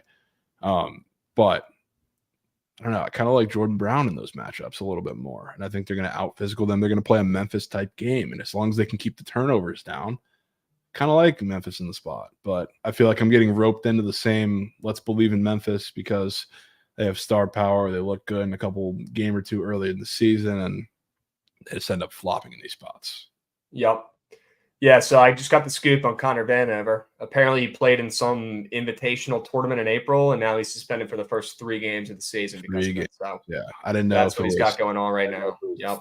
3 or if he was just coming back. So yeah, that's a big difference, I think, for Memphis here, which I mean, it's not like you're getting an advantage on the line or anything. Vegas knows that as much as we do. But I don't know. I question the physicality mismatch inside when you're talking about Memphis. Yeah, I mean, I don't know who the heck they're going to throw out there at the center position. Is it going to be Noah Carter having to hold it down? Is it going to be Caleb, or who is it going to be? I mean, it looks like be holding down the paints. Yeah, I mean, it looks like it's just going to have to be Noah Carter. They use the only other big guys they have are freshmen who I don't even know are going to be playing. Yeah, they also brought this senior off the bench to start last week's game or their last game against Pine Bluff. I don't know if that's Jesus Carrera Martin. Yeah, he started the game, didn't play more minutes. Looks like it was a little more Aiden Shaw. He played 23 minutes compared to Carolero's just 10. So I really don't know. That's the big question mark for me about Mizzou in this game. I mean, I can't lie. I'm a little bit worried about Jordan Brown, the frickin' 5th-year senior who's been in college basketball for a million years, it feels like. The 7-footer who's an absolute stud. He's not like, anything that special really, I feel like, but he's a huge body and he had a great season last year. And if they don't have Connor Vanover and it's just Noah Carter holding it down. Not just him too. Like they have Malcolm Dandridge in there who is an absolute unit. Like they're deep in the front court and they have bodies. So like that is a problem. It's another kind of game like Arizona where like if you consistently feed the post and these guys are down there just banging back plays, like that's a problem. But if they're just playing their high tempo game, that's kind of playing a little bit into Mizzou's hands, which is again the big question of how are you going to play this game? Because if they're playing through the paint, Mizzou's cooked. Yeah. I'm still scratching my head as to why Mizzou is a favorite in this game. I know they're home. Yeah, I mean, it's no fluke shit. It's not neutral. They're home. I'll check the Ken Palms and see where my guy Ken's got these people, but got these teams. Let me see what Ken's working with here, but I don't understand. If Mizzou has their, stud 9-foot center out in this game, and Memphis is the 37th ranked team in Ken Palm. Let's see where Mizzou is. Mizzou is freaking 56, and they're without their starting center, and they're a favorite, and the line keeps moving towards them. Well, question. When has Memphis won a game on the road, a big game in non-conference on the road? Because I feel like that's been a hell of a long time. Couldn't tell you. Could not tell you. Yep. Yeah, Ken's got this making no sense, this spread, pretty much. Ken's got a lot of respect on Memphis and not much on Mizzou. It might have to be Mizzou. And also Nico Collins is out this week. Nico Collins is out? Dude. No shot. Did MMG take any Strouds? No. He didn't take Stroud, did he again? Okay. No. Looks like it's going to be tank week. It's going to be nothing week. That's what it's going to be. They're not You scoring. would start Tank though in fantasy if you're looking for a receiver though right now. Probably. Nope. Okay. I don't want to. I don't want a receiver on my team scoring 2 points. Okay. All right. It's double dipping. I'm kidding. I'm Book kidding. is out. You should start Tank, but I don't think you're going to get much from the Texans offense. You want me to pull up the team and see what other options I'm working with here? Yeah. Yeah. Let us know what other CBB games you want us to go over real quick. Okay. So yeah, I mean, I've got Devontae Adams at a receiver. I got Tank Dell. Cooper Kupp's on a bye. I got Dotson. Maybe I'll start Dotson if Samuel ends up not playing. Nico Collins is going to be out. I got Zay Flowers. I'm not playing him. I feel like I got to play Tank Dell. I'm kind of screwed at receiver this week, man. I would 100% play Dotson if Samuel's out, but if Tank Dell is your only option there, then yeah, probably. I mean, I'm even thinking about keeping Tank in there if Nico's going to be out anyways, and maybe even starting freaking Dotson over Adams if Curtis doesn't play. I don't even know if I want Devontae Adams in my fucking lineup this week. Yeah, I probably wouldn't put him in any lineups this week, I'll be honest with you. Yeah, you got bumped down 20 points. Yeah. On Prize Picks. Looks like Lauren's got a CBB play today. Austin P. Austin P. Oh, those are her guys. Yeah, don't sleep on from DeMarcus Northwestern Sharp. State. Don't sleep, chats. Austin P getting 6.5 against George Mason. Does George Mason get Oduro back this year? Is the question. That's a good question. I forget if he did. I'm going to look right now. Pretty sure he's gone, but I could be wrong. It looks like there we go. See ya. Oduro is gone. I wonder what he's doing these days. They got Darius Maddox, the Hokie, coming in. He's going to be a stud for them. Oh, he transferred to Providence. No way. Damn. I didn't know Oduro went to Providence. That's a sneak transfer. That is a sneak transfer. Is that because of Kim English or no? Probably. Oh, yeah, it probably is. Yeah, probably. Little Goots nugget for you. Yeah, he brought his guy. Let's go, Goots. Stay locked, bro. He followed his coach. Smart. Yeah, Kim's going to get that team fired up. Providence will be okay this season. Yeah. They won't be as good as Georgetown will be in 5 years, but they'll be okay this season. But hold on. Darius Maddox, guys, remember the name. Kid got disrespected in Blacksburg. Didn't play enough. He said, I'm out of here. Literally quit mid-season like a wimp. The worst. He'll probably be pretty good this year for George Mason now. Just might be. Any other games you want to go over before we move and groove into any NBA or NHLs and then get some weekend plays rolling? You know what game I have my eye on, which kind of goes along with what we talked about the other day with previewing the conference. Wake Forest on the, I believe it's the road. I believe it's not a neutral site game, but going against Georgia in this game where Georgia, I mean, they underperform out of conference literally every single season, but when they face teams that are really going to push the tempo on them, and that goes for their current little status of their team too, they're not very good. So like in a game that's in all likelihood, I mean, we see a 155 total in this game. I mean, that off the rip tells me that this is Wake style over Georgia style of basketball. And if there's a shootout, I would love to have my coins on this Wake Forest offense that is not only very good, but also very veteran. It's like that's my little sleeper team in the ACC that I will be monitoring throughout the non-conference schedule, and I might take a stab at them today. Okay. Yeah, I mean, I don't love that they played last year and Wake was laying 7.5 and they won and they covered and now they're a dog, but new teams, new year, a lot of new pieces for both these two squads, right? Yeah, you'll forget they had Wake was down damn near 20 to Elon in their last game. Yeah, heart. That was heart. The fact they came back and they won by more than 20 is nuts. So I mean, I don't know if you watched that freaking Elon defense, but I put up a 15 piece against them. Yeah, I mean, it's not like I was impressed by that offensive performance. It was just like they flipped a switch so quick and it was crazy. But I mean, I love the Wake Forest offense, like regardless. And if this game is going to be a shootout, that's the offense I want my coins on. I'll tell you that much. Okay. Sure. All right. The juice is loose on that over. Starting to maybe wiggle a little bit. Maybe we'll see that go up to 156. It's definitely not going to move down. And we're seeing that Wake line move from 2.5 to 2 some places as well. So good sign there, Javon. W's. Any Duke talk here? Yeah, we already had Duke talk. Got to stay locked in, Stick Kid Sports. We talked about that game. Not really sure if we're going to have any coins on it, but probably should be some points there, and a little bit worried about Duke's matchup with the big man there in Arizona a little bit. I'm definitely a little concerned. It's a tad. We go over Ohio State. Yeah, I'm on Ohio State. Javon's scared for good reason. I don't love it. Doesn't feel good to me at all, but it's a mandatory 1-unit play. It is. We talk Gonzaga. We have not talked Gonzaga yet. Let's do it.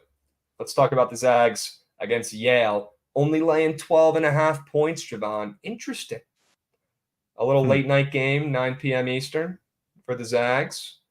Yeah, looks like Yale. What did they do in their first game? Didn't we take them? I know we took Penn. Thought about it. No, it was Penn. We took the over in Bucknell Penn. Yeah. Looks like Yale, who is 1-0. Yeah, they had a bullshit game against Vassar. Anybody even know where the heck that school is? I'll give you $100. Couldn't tell. That's not a real school. Yeah, it looks like Yale put up a 48 Berg and a 52 Berg in the first and second half against Vassar. Sure. Okay. Don't sleep on Yale. They're getting some respect on this line against Gonzaga, Javon. I definitely think it's a little bit short. Are you high on the Zags this season, or are you out on them? I wouldn't say I'm particularly high or low on the Zags. They're like I said that about a couple teams, a team that I certainly want to wait and see kind of how they play, because they have a lot of pieces, and they just lost kind of my favorite one, Steele Venters. I believe he is out for the foreseeable future, which is a big hit to the overall facilitation of that offense, and of course the shooting, because he is an absolute bucket. So I do have my questions of how the offense is going to flow without him. I love Ryan Nembhard, of course. We got Graham Ike, who's going to be in the fold there. So I think there's going to be a little bit of an adjustment period. So don't know if I'm so much worried about them against Yale today as I am in that Purdue game that's in a week or so. But against this Yale team, it's tricky. Yale's getting a lot of respect as a Yale team that's bringing back a couple of veteran guys, so it could be a sneaky spot. Could be. Is Drew Timme on an NBA roster? Don't believe so. Yeah, is he in some sort of G League? He's a free agent. He's not signed at all. Yeah, wow. He's working at McDonald's. Gootsnog. Yeah. Hate to see it. I'm not rooting against Timme. I fucking hate that guy. Tell me that guy's not on a summer league team? Jesus. I think he was on a summer league team, but he didn't sign. Okay. Could be wrong about that. I think he was with the Lakers. Okay. Yeah, undrafted to the Bucks, played in the summer league, not on an active roster. WNBA info chat. You guys know I'm not that locked in. Needed that info. But yeah, some serious, losses on this Gonzaga team from last year, Javon. Timme, Strother, Bolton, Malachi Smith. Those are 4 big losses. They do get Nembhard. They do get Graham Ike, who I'm very curious to see how he comes out to start the season. The guy's been hurt or not playing the last 2-ish years, it feels like. Very curious to see how he plays in his return to the court. If you look at Yale's team, nothing really special on this team. Matt Nolan is one of the better players in this conference, though, I will say, and this is his senior year, so I don't want to sleep on him down there in the paint. Pretty physical, 6'6" forward. And then they pretty much returned their whole team from last season. They were pretty competitive last year. These guys can score, and their whole team is pretty much juniors and seniors in the starting lineup besides their big man, Danny Wolf, who's a 7-footer, actually. So they have some size for an Ivy League, which is good to see. Maybe they'll be able to compete a little bit with Gonzaga, who really is not that big. I know EK's 6'9", but he's like a freaking, paperclip. He's thin, right? I think, honestly, Yale will be able to compete a little bit. Maybe that's why that spread is a little bit short. I'm in on Yale in this spot. Maybe they'll catch Gonzaga sleeping before they get all their ducks in a row a couple weeks down the line with all these new pieces. Yeah, definitely could be a little bit of a tricky spot. I'm definitely in Yale. Yeah. Okay. Sure. Bro, Ohio State basketball is still banned from last year. Yeah, we've got an OG in chat here. Yeah, I don't blame you for not wanting to take them. All right, I'll do it for you guys responsibly for 1 unit, nothing more. We're not sneak nuking any of these nasty teams who don't respect coins. We're only sneak nuking teams who respect coins. Ohio State does not. We're going to find out if they do in 2023, though, tonight with 1 unit. We got TMC, 60C coming in with a sub bang. Sure. We got Alec coming in with a sub bang. Love to see it, gents. Appreciate the support. If you guys haven't tailed the Prize Picks entry for round 2, what are you doing? I know there's at least 100 people in here right now who haven't locked it in yet. What are you waiting for? Especially if you join our team. We need you guys to sign up and tail our entry. It takes 3 seconds through this link. We'll have Goots put it in chat right now. Literally do it right now before you forget, because you're only going to get worse squares with the bumps the longer you wait. Lock this in now. It takes 3 seconds, chat. Why do we take all more than? We just took our 6 favorite squares, my man. 6 favorite squares. Rather take 6 squares we believe in than force an under, just because. Yeah. Just 6 of our favorite squares, my man. Sure. Which we did, or at least I did, plan to pitch a less than. That was not on the board at the time, and now is up, which will go in the 5 guys. We'll definitely go in the 5 guys. I'm already in for that. Yep. Yeah. Sure. Chat, any other college basketball games that you are dying for us to talk about? You better show some love in chat right now. I want to see some all caps games you want us to go over. If not, we're going to move and talk about some of the weekend plays. Any other games you guys love? Looks like we got Air Force and LIU Brooklyn playing right now, Javon. Little day game action. Dude, sure. Don't even mention the name Air Force. I know. On the court. I know. Talk about a team that doesn't respect coins. The Air Force Academy. They don't. So tired. They don't respect coins. Not on the hardwoods. Hopefully on the gridiron they do tomorrow against Hawaii, but not on the freaking hardwood, man. They don't. Chat saying I'm not locked into CBB yet. I need a month. Yeah, guys, it's the first week of the season. Let's take a chill pill. You shouldn't be nuking anything. All right. We're still getting, our thoughts in, and we're still kind of getting our reads on these teams. We've done the research. We've done the digging. We've looked at the almanac. Okay. We've studied up. We've learned the transfers. But now we got to see how these new teams coagulate. That's a big word for you guys. Wow. Somebody write that one down. How are these teams going to mesh? How are they going to come together? How are they going to play? That's what we find out in the first couple of weeks. If you're putting more than 1 or 2 units on the college basketball play right now, you're probably not the sharpest bettor out there. Just being completely honest with you. Just be patient. Be patient. There's plenty of season left. Relax. All right. And take it easy. Take it easy as we ease into it. Okay. Can y'all give a 15 to 20 second breakdown of what the PP championship is? Sure. Javon, you want to give it a stab at it? Sure. We had a Prize Picks got a group of creators that they partner with together, and we were a part of that. Trent was a part of that, and we were all there by, I guess, association. And we got into a, what is it now, 12 team, started with a 12-team brackets. We created a 6-man entry. We sweated it out last week. So we have all matchups against these people. We beat Overtime Megan last week. Now the 6 that remain, and the final 3 advance to the championship. So we got MMG up this week. We have our 6-man entry versus his 6-man entry. See who comes out on top.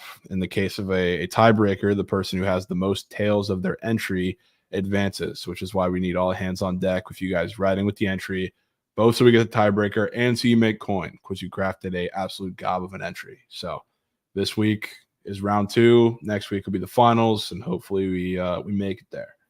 I think chat, lock the fuck in. We have on the board. I feel pretty good. Lock the fuck in, chat. We've already seen some of these get bumped.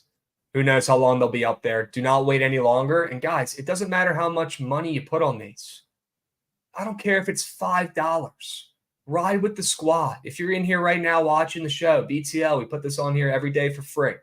Join the squads, tail the entry. Okay, and if you joined our squad and haven't tailed the entry yet, you might as well not have joined the squad, because we're going to need your entries tailed to win if there's a tiebreaker. If we tie with MMG this week, if we both hit 4 squares that are green, the person who advances is the one who has the most people tailing their entry. We need you guys. We need you guys. You guys could literally win us this and push us to the next round potentially. And guys, the end goal here is to win you all a free entry to win $2,000 on Prize Picks. Don't forget about that. Do not forget about that. Okay? Don't tell Trent, but Laporta's back to 4.5. Jesus Christ. Dude made a whole graphic for nothing. Oh. That stings. That stings. Okay. We move. That's okay. No damage. No damage. All right. Chat, honestly, good for you guys. You can lock it in and still tail it at that number then. W's for you guys. There we go. All right. Sure. Javon, you want to start crafting for the weekend? Yes.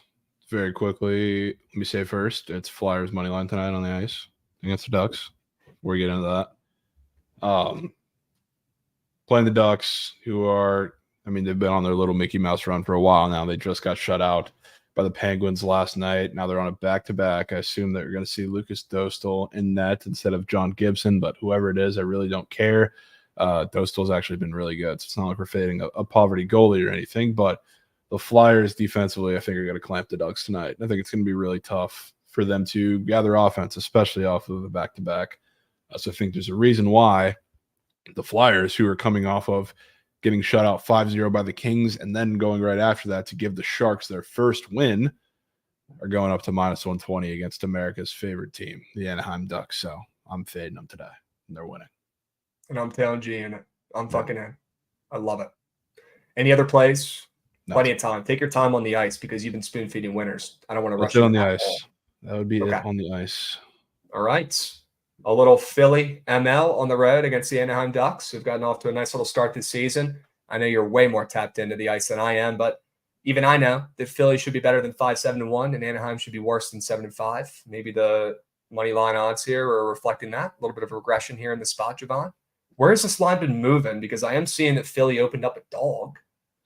Yeah, they did. So They did. It's been moving in their favor, to say the least. Okay. But yeah, rest versus rust. We're going to get I would love to see the Flyers score first, and I think that is going to happen with this team with a couple days off after getting shut out by the Pens. I think it's going to be a tough spot for them. Okay. The splits on the Flyers, 39% of bets, 74% of handle on the ML. On the ML? That'll move the line a little bit too. Ooh. Yeah. Oof. That'll move the line a little bit. Hmm. I mean, people are dropping bombs on the ML for the Bombs on the Flyers. Flyers. Huh. Go ahead and add mine to it. I'm in. At 2 p.m. Eastern, 2:01 p.m. Eastern, I'm going to add another bomb to that. You're going to see the freaking up arrow go up Let's go. on this one. Let's go. And W updates chat. You guys are fucking awesome talking about the Purdy interception square. Yes, we know W's. Good info. This is what we need right here, guys. Yeah. Be more like Dilly Dilly. Ooh. Be more like Dilly too. Dilly. This too. I've seen Florida -1 now. Whoa. Whoa. Let's Two go. words. Whoa. Huge. Watch out. Watch out, folks. That is huge. Can we get eyeballs on that? I want to see it with my own freaking shitty eyes. I get the worst vision ever, bro. I can't see shit. I want to see it with my own eyeballs, Gates. I want to see the Gators with a little dash next to their spread. I want to see it. Oh, there it is, folks. -1. Let's go. Chad, Oh. any bullshit injuries? Any John Rothstein tweets we need to know about? Probably not. That could just be some sharp movement. We already know the splits are sharp, Jamal. We went over them. Yeah. About as sharp as they get. Love it. W's. Go Gators tonight. All right. Maybe the Green Book is watching BTL. Maybe they know. You're tinkering lines like a freaking puppet master. Okay. W's chat. Let's keep moving. Let's keep grooving. Any NBA plays you like? No, I didn't do much in the NBA today. Good. We move.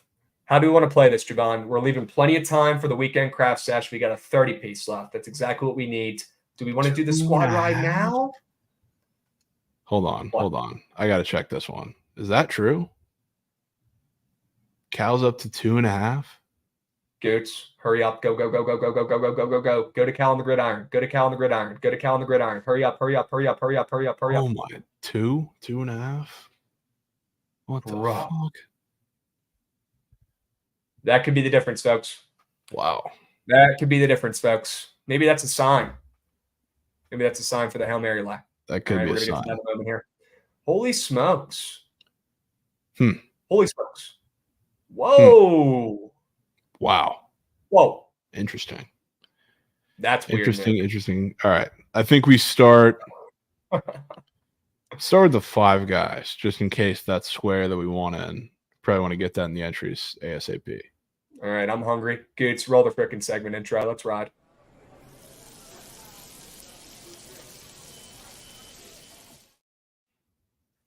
I might have to stroll over and get myself a $30 burger after watching that.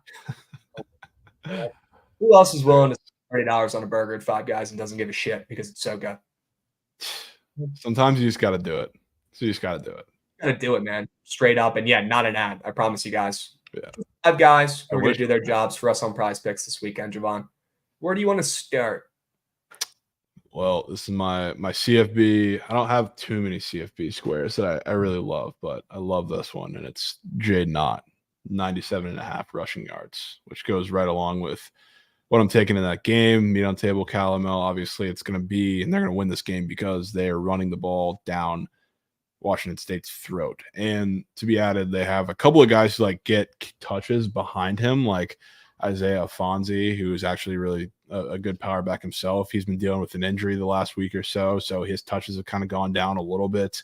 So I think Jay Knott is going to have one of those games similar to the USC game that we saw 2 weeks ago, where he had 153. He had like damn near all of that in like the first quarter.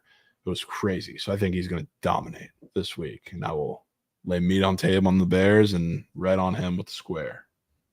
We seen any bumpages on out? Don't believe so, because I think the square, a lot of these squares like just dropped. Can check though. Don't think I see anything. But you're in on a Jay Knott 100 pace. Masterclass. Okay. All right. Chat's talking about Bucky Irving rush. I've also heard them talking about Bucky Irving rushing yards. Why don't we go take a peep at it for the people? Another game we didn't talk about, but we can. Not opposed to it one bit. I think there'll be points in this game. I don't know if I'm going to get to the counter with the over in this Oregon game. Maybe it's a little square, but I do think there's going to be plenty of points in this game. Maybe we could find a nice little prize pick square for the 5 guys entry, potentially.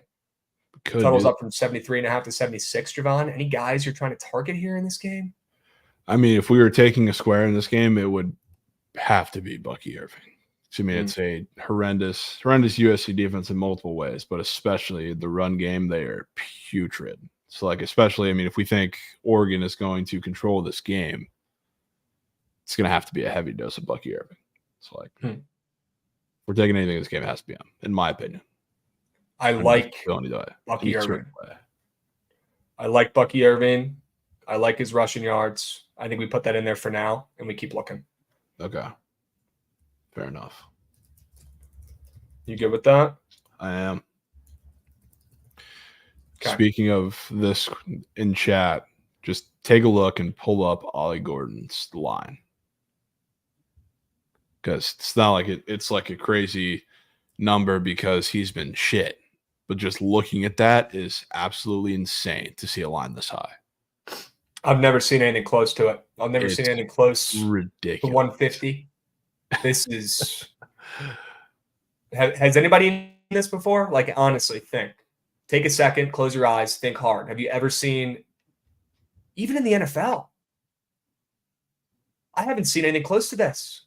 It's crazy. Wild. 149. I don't think I've seen anything over like 105, 110, really. Yeah. 149.5. It's actually ridiculous. I don't know like where he's popped off from, because once it started on like that first Kansas game, I guess really you could say this whole little chart, 5 games on it, he's been ridiculous. And it's just like I look at every Oak State game and there's 60-yard play, 60-yard catch, not even just run. Like, he is on a ridiculous run. Like, he honestly could find his way to NYC come the end of the season, and I wouldn't be surprised. Jesus. You want to fade to his little brother's passing tutties? Dude, how did we get there? I don't know, man. How did we get there? Find winners. Could take Brady Cook more than passing tutties. I don't like them in that game. You don't like Mizzou? No. Okay. I think Tennessee minus 1.5 on the road. I think that's a testament to their defense in this game. Huh. Okay. Any Russian tutties we can fade? I'll tell you, a rushing touchdown that interests me. That one. Jordan Travis, who's been a rushing machine, scoring like no other on the grounds. Surely he's going to score again, right? He is, though. That's the thing, though. He is. I know you like the over. I do. What about Raheem Sanders to score a tutty? I like Arkansas against Auburn this weekend. I know we didn't talk about that, but that's another game I like, another weird line that stuck out to me. Is he healthy though? That's the thing. He's been. I don't like sniping his health. I tried it like once when the situation like first came up, and ever since then it's been a ridiculous. I don't know, trying to snipe and see what the script is, and their offense just sucks in general. Just have no idea what's going on with him and with them. That's okay, because I found a better square. Goods, can you go to Keenson Judkins? Oh Lord, The Ole Miss running back, who's got a pretty tough matchup against a pretty decent defense this weekend. Huh. You ever seen a green gob like that before? I don't know if I have. That might be fade worthy, folks. That might be fade worthy. Do we have eyes on any odds for these, Javon? I can't look on the books. Right now. Okay. Yeah, I can't look in Mine's 72.5 on the green book. Say that again? 72.5 is his line on the green book. Okay. What's his? Does he have odds to score a tutty or no? Oh, I didn't know you were putting up the tutty. Yeah, look at the tutty, dude. Wasn't looking. I don't know if they have rushing TD odds. I don't know if they have that. They just have anytime TD odds, and he's minus 160. Okay. Interesting. Chat, look at this fucking square and tell me that that's not going less than. That's insane. Are you scared? I wouldn't be scared if it was a yard prop, but fading the touchdown squares or super green in college football just don't go very well. So I wouldn't. They don't go very well. I wouldn't mind fading his yards though. I think that's a really tough matchup, and I think if you're looking at the Georgia defense, they're very overrated in the secondary. Like that's the spot where if you look at guys who have been somewhat successful, it's been against the secondary, and Jackson Dart is going to have a masterclass, and I think they're going to be trailing in the games. Like I don't think Judkins is going to have a big game. Maybe he sneaks in the end zone, but ends up with like 60 yards. I'd be down to fade his yards. That's all I can get. We can put that one on the queue. We can put that in the queue. Put it in there for now, and if we have more NFLs, we can always take one of those out. Yeah. Any other tutties that are looking at you funny, man? The other tutties? I don't think so. I got another McMillan square up. That dude's been a stud for Arizona. Love McMillan. He's a goat. Any college pick squares, Javon? They got a good amount up. They do. I think I'm good on these though. Okay. Except for Quinn Ewers. They got Quinn. He's still throwing a pick. Yeah. They got Quinn Ewers up there. I've seen that story a million times. He's throwing a pick, but yeah. And yeah, somebody asked in chat an hour ago and asked me if Colorado's going to win another game this year. No, they won't. No, they won't. They will be a 4-win team, and I'm impressed. Yeah. Yep. It's actually insane. All right. You want to go to NFL? Yeah, let's go to NFL. I feel like we have a better grip on those since we've already been in the lab for days now. Yeah. Well, we can put the frickin' Brock Purdy interception lesson in there. Yeah. Yeah. Don't even need to think about that one. Don't we'll put that in there. Sure. What else do we want to put in here, Javon? Trying to think of. We got a lot of squares we love. Yeah, I don't want to double dip with what we have in the entry, so I'm trying to think of the ones that were first four out. I mean, Lockett was definitely a name that interested me. You got some or Geno. Yeah, more bumps for Lockett. I'm just saying initially he went up like 12 yards. Yeah, he's been moving up and grooving up. I'm trying to see if if there's any DK news. I know he's been banged up. Yeah, ETN, Kenneth Walker, those are decent reminders. W's chat. Yep. Any DK Metcalf updates? Don't believe there's DK update. I'm not seeing shit. Whoever the best receiver is out there on the field is going to have an absolute field day against the Manders this weekend. An absolute field day.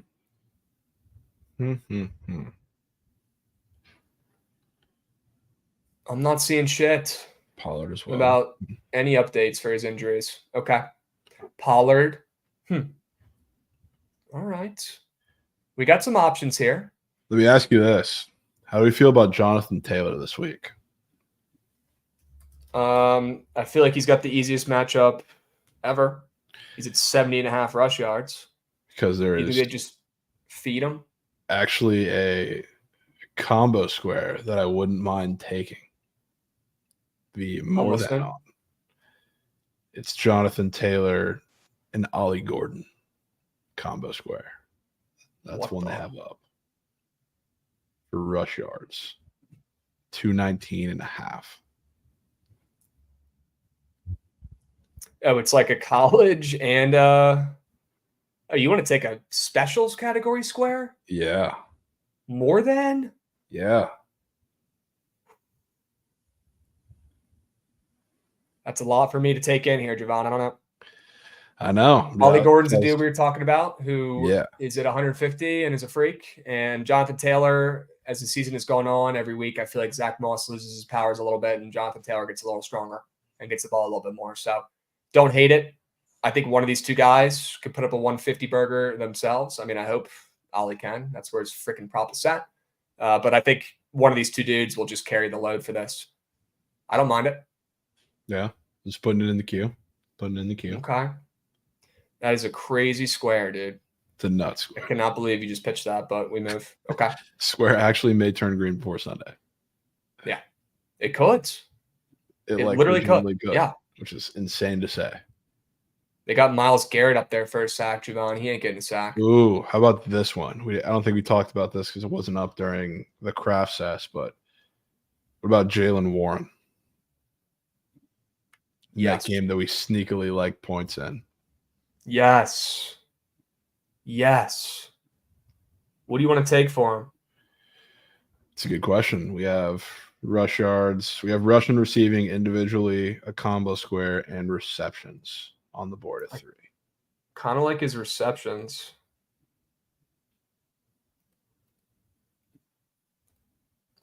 Kind of like his receptions.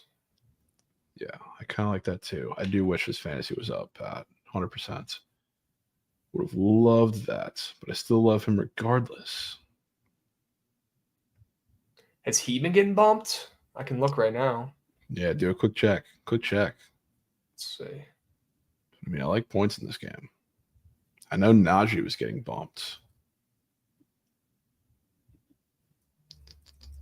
Take his yards at 20.5. If he needs 4 catches to cash receptions, that's a valid point. His Very receiving valid. yards got bumped down a yard. Ooh.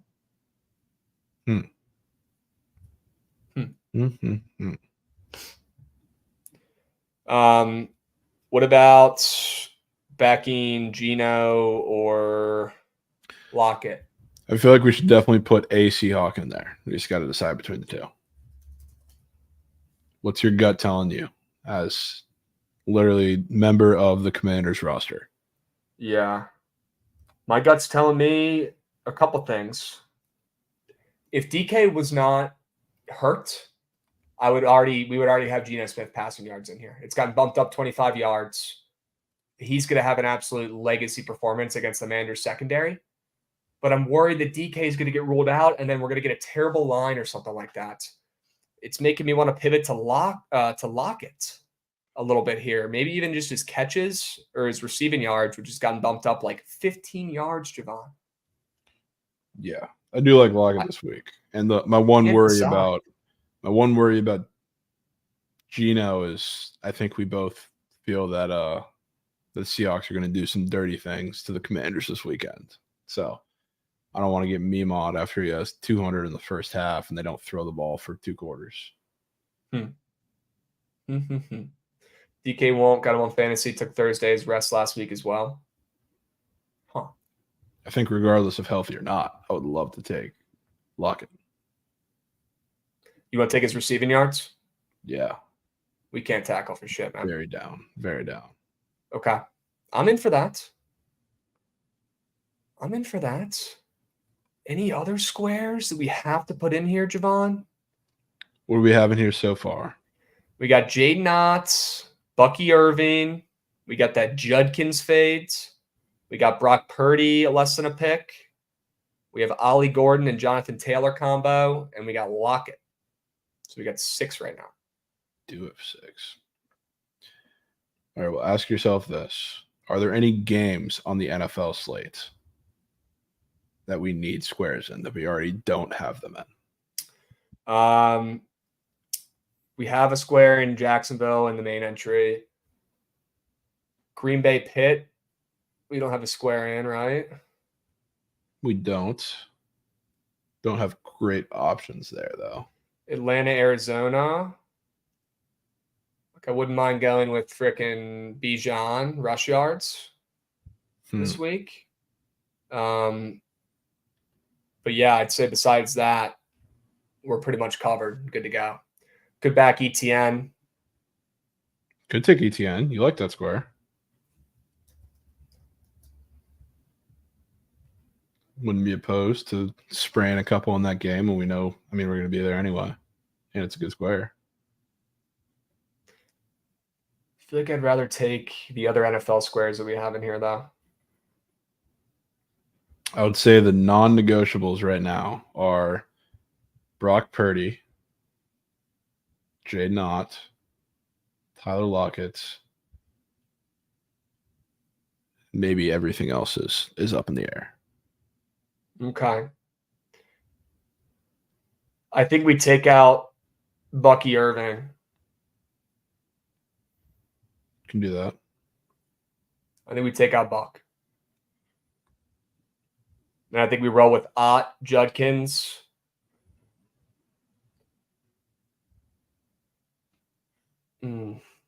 Those are locked. We're taking those. I think Purdy is in there. I think Lockett is in there. So I think now we got to decide between the Ollie Gordon and Jonathan Taylor square, Javon, if we want to take that, if we want to take ETN or any other pivot. But I think that's where we roll right now. ETN bumped up a rushing yard, Wagslocks is saying. We're not taking his rushing yards. We'd be taking his receiving yards. Yeah. Or receptions. Or receptions. I like his receptions the best in my gut.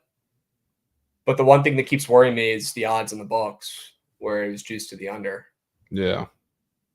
Yeah. Fair. But my gut tells me it's ETN catches.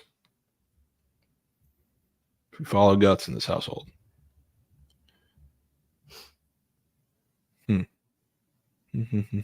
Why don't we take out the Ollie square and go ETN receptions? I'm in. You're good for that? I'm in. Okay. So we'll go. I think I have the 5-piece here, folks. We're going to go Jaden. Odds are moving up on that for what it's worth. They are? Yeah. All right, we're in then. Dubs. Jaden Knott, more than 97.5 rush yards. We got Kinshawn Judkins, less than 75.5 rush yards. Brock Purdy, less than half a pick. Travis Etienne, more than 3.5 receptions. And Tyler Lockett, more than 59.5 receiving yards. I really like that 5-piece entry. I do like that 5-piece. I really like that 5-piece entry, and we'd spend a ton of time on it, so we better like it. Hail Mary. Favorite plays for this weekend? Yes. We'll start in college. Cal for me. I assume VT for you. Yeah. What time is the Cal game at? It's a night game, isn't it? Afternoon. It's like 3, 4. Time did the Hokies play? Noon. I'm good with those two. The meat on tabs. VTML. Cal ML. Love the line movement we saw on stream chats. 2 of our favorite college football wags. It's a little move back to BC. Is there now? The Hokies -1. That's okay. They're still winning that game. All right. They're still winning that game. Is there a third college play you want to throw their hat in the ring?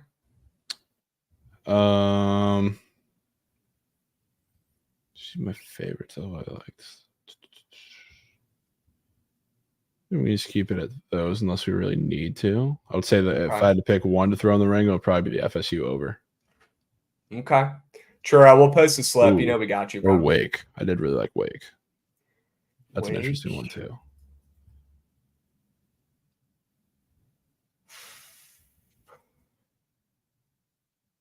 Let me see. Let me see if I can get to the counter with Wake. Yeah. Let's see what we have for I think I can get to the counter with Wake. Yeah, we can put it in the queue. All right, we'll put it in there. We got VT, Wake, and Cal. What about NFL plays? Do we want to put the Niners in there? ML. Yeah. Okay. I'm good with that. What about Seattle spread? I'm in. Yeah. Jughead's just got bumped down in front of my eyeballs too. 75.5 to 72.5. Sure. Gee, I bet. Love to see that. Thanks for watching, Prize Picks. Appreciate it. Okay. What about that over in Seattle. the Falcons game? Yeah, I'd be down to put that in there. It's up to 43. I'm not opposed to that one bit. Yeah, I would 100% recommend mine beat on tape with the Lions Chargers over, but I feel like we're so invested in points of that game, we'd be in like 6 times moose by this point. Okay. You want to take the Atlanta, Arizona over instead? Yeah, I'm down to take that. Okay. Let's see. Over 43 now. Okay. So we've got 6 plays. We're going to take one of these out real quick, Javon. VTML, Wake Forest ML, Cal ML, San Fran ML, Atlanta, Arizona over, and Seattle ML. I think I'm going to make the executive decision to pull the Hokies out. Okay. I don't know if I'm going to be able to do it if they end up costing us this entry. I don't know if I'm going to be able to do it. Fair enough. Are you good with that 5 guys? 5 piece? Yeah, I'm For good the with Hail that. Mary lay? Wake Forest ML, Cal ML, 49ers ML, Atlanta, Arizona over 43, and Seattle -6. Yeah, I'm in. Hell yes. Chat, we'll post this on Book of BTL Twitter. Don't you worry. It'll go out later today. All right. And yeah, you know what? I don't typically buy good news with Kyler coming back with that total creeping up. And I think it'll be mainly the Atlanta offense and Heineke and Bijan who are carrying the load. So I'm excited. I think we'll see plenty of points in that game. I like it. I'm in. Squad ride today, Javon. Let's cook. Let's cook. Let's cook. CBB, can we put BYU in there? We can put BYU in there. What about Florida? Yeah, I was going to say Florida is probably just ML at this point. Yeah, same with They're BYU. -1. Yeah, same with We'll BYU. put both those in there. What about your hockey play that I really liked? Yeah, Philly Flyers ML. Gladly. Okay. What else? What else do we have today? God, there's so many college basketball games. I know you don't want to put Ohio State in. That's okay. Yeah, you have the card on that one. I won't have a coin on the opposite side, so you can take over. Chad ain't voting for that shit anyways, bro. What about the second of the Wake Forest +2s that I'll be taking in 2 days? Huh. Okay. I could be down for that. Wake Forest, what are they at right now? +2. Yeah, I'm down. Okay. And then I'm debating between Wisconsin and Yale. I'd say I like personally Wisconsin a little better. It's because there's so much unknown with Gonzaga now, especially with Venters out. Okay. All right. You want to take Wisconsin +2.5? Yeah, I'm down for that. Okay. Dubs, chat, 5 plays, 5 winners. You got 2 minutes to vote. Hurry up. Go, go, go, go, go, go, go. And we're going to do the college football squad ride vote tomorrow, so we're not rushed. All right. Yeah. I'll make sure I take the lead on it, Javon, and we'll post a tweet like we do for the NFL squad rides in the morning, where you guys all get to vote on Twitter. And then I'll post the graphic in the afternoon early or in the late morning, depending on when the game is. Okay. We'll do the college football squad ride tomorrow on Twitter, chat. No rush, no stress. Wanted to make sure we got all this stuff in, and we did. We spent more time on the 5 guys entry, which is good. We need to hit that. And we'll post all these entries on the Book of BTL Twitter today. Okay. I'm pretty blown that I got that bump, or I didn't get the bump in, but we move with Keyshawn Judkins. But that's okay, Javon. I love that he's getting bumped down. Somebody in chat probably locked it in and got the good number. Okay. Here we go. Joshy, I know, man. I hate to fade your Vols, but business is business. Okay. I'm standing on business. It is what it is. Cam is money on VT2. It's perfect. Okay, sure. Show Wake some love, chat. Get your votes in. Hurry up, hurry up, hurry up as Judkins gets bumped back up to 74.5 right in front of my eyes. What the hell is going on, Javon? Yeah, what the fuck are we doing? It's still lower than what it was at originally at 75.5, but that thing is getting bumped around. Yeah, it's moving. It's moving and grooving. All right, chat, get your votes in. Hurry up. Go, go, go, go, go. You got 2 minutes. Get your votes in. Lock in. And make sure you guys lock in the Round 2 Prize Picks World Championship entry that we crafted up last night. Really stoked for it. All right, it's a 6 Geyserman for the NFL slate. I'm stoked. Javon, it's looking fire. Chat, it takes 5 seconds to tail. Make sure you lock in and get it in and stick around, okay, for the Surge stream starting up here soon, chat, in about 1 minute. All right, boys? Tennessee ain't losing. We'll see, Cool Canes, dude. I want to see a slip if you're talking all that talk. I want to see it. All right? Oh, work. And it's going to be Florida ML. Let's go. I'm cool with that. I'm good with that, Javon. That'll play and that'll pay. All right, chat. Squad ride, Florida Gators on the ML in college basketball tonight. Hell yes. Plenty of games, loaded slate tonight, Javon. It's a perfect day to turn around the college basketball season and find some winners for the people. All right, we're doing it. I'm stoked. W episode today. W 2-hour BTL mega app. Love to see it, chat. W vibes today. W sub bang from Woozy Thoughts. Love to see it, chat. Love having you guys in here, shooting the shit, talking about plays and winners. Make sure you guys share the stream with your buddies and stick around for the Surge stream, Javon. We'll be on here same time, same place next week on Monday. We'll be seeing. We will. Peace, boys. Stick around for Surge.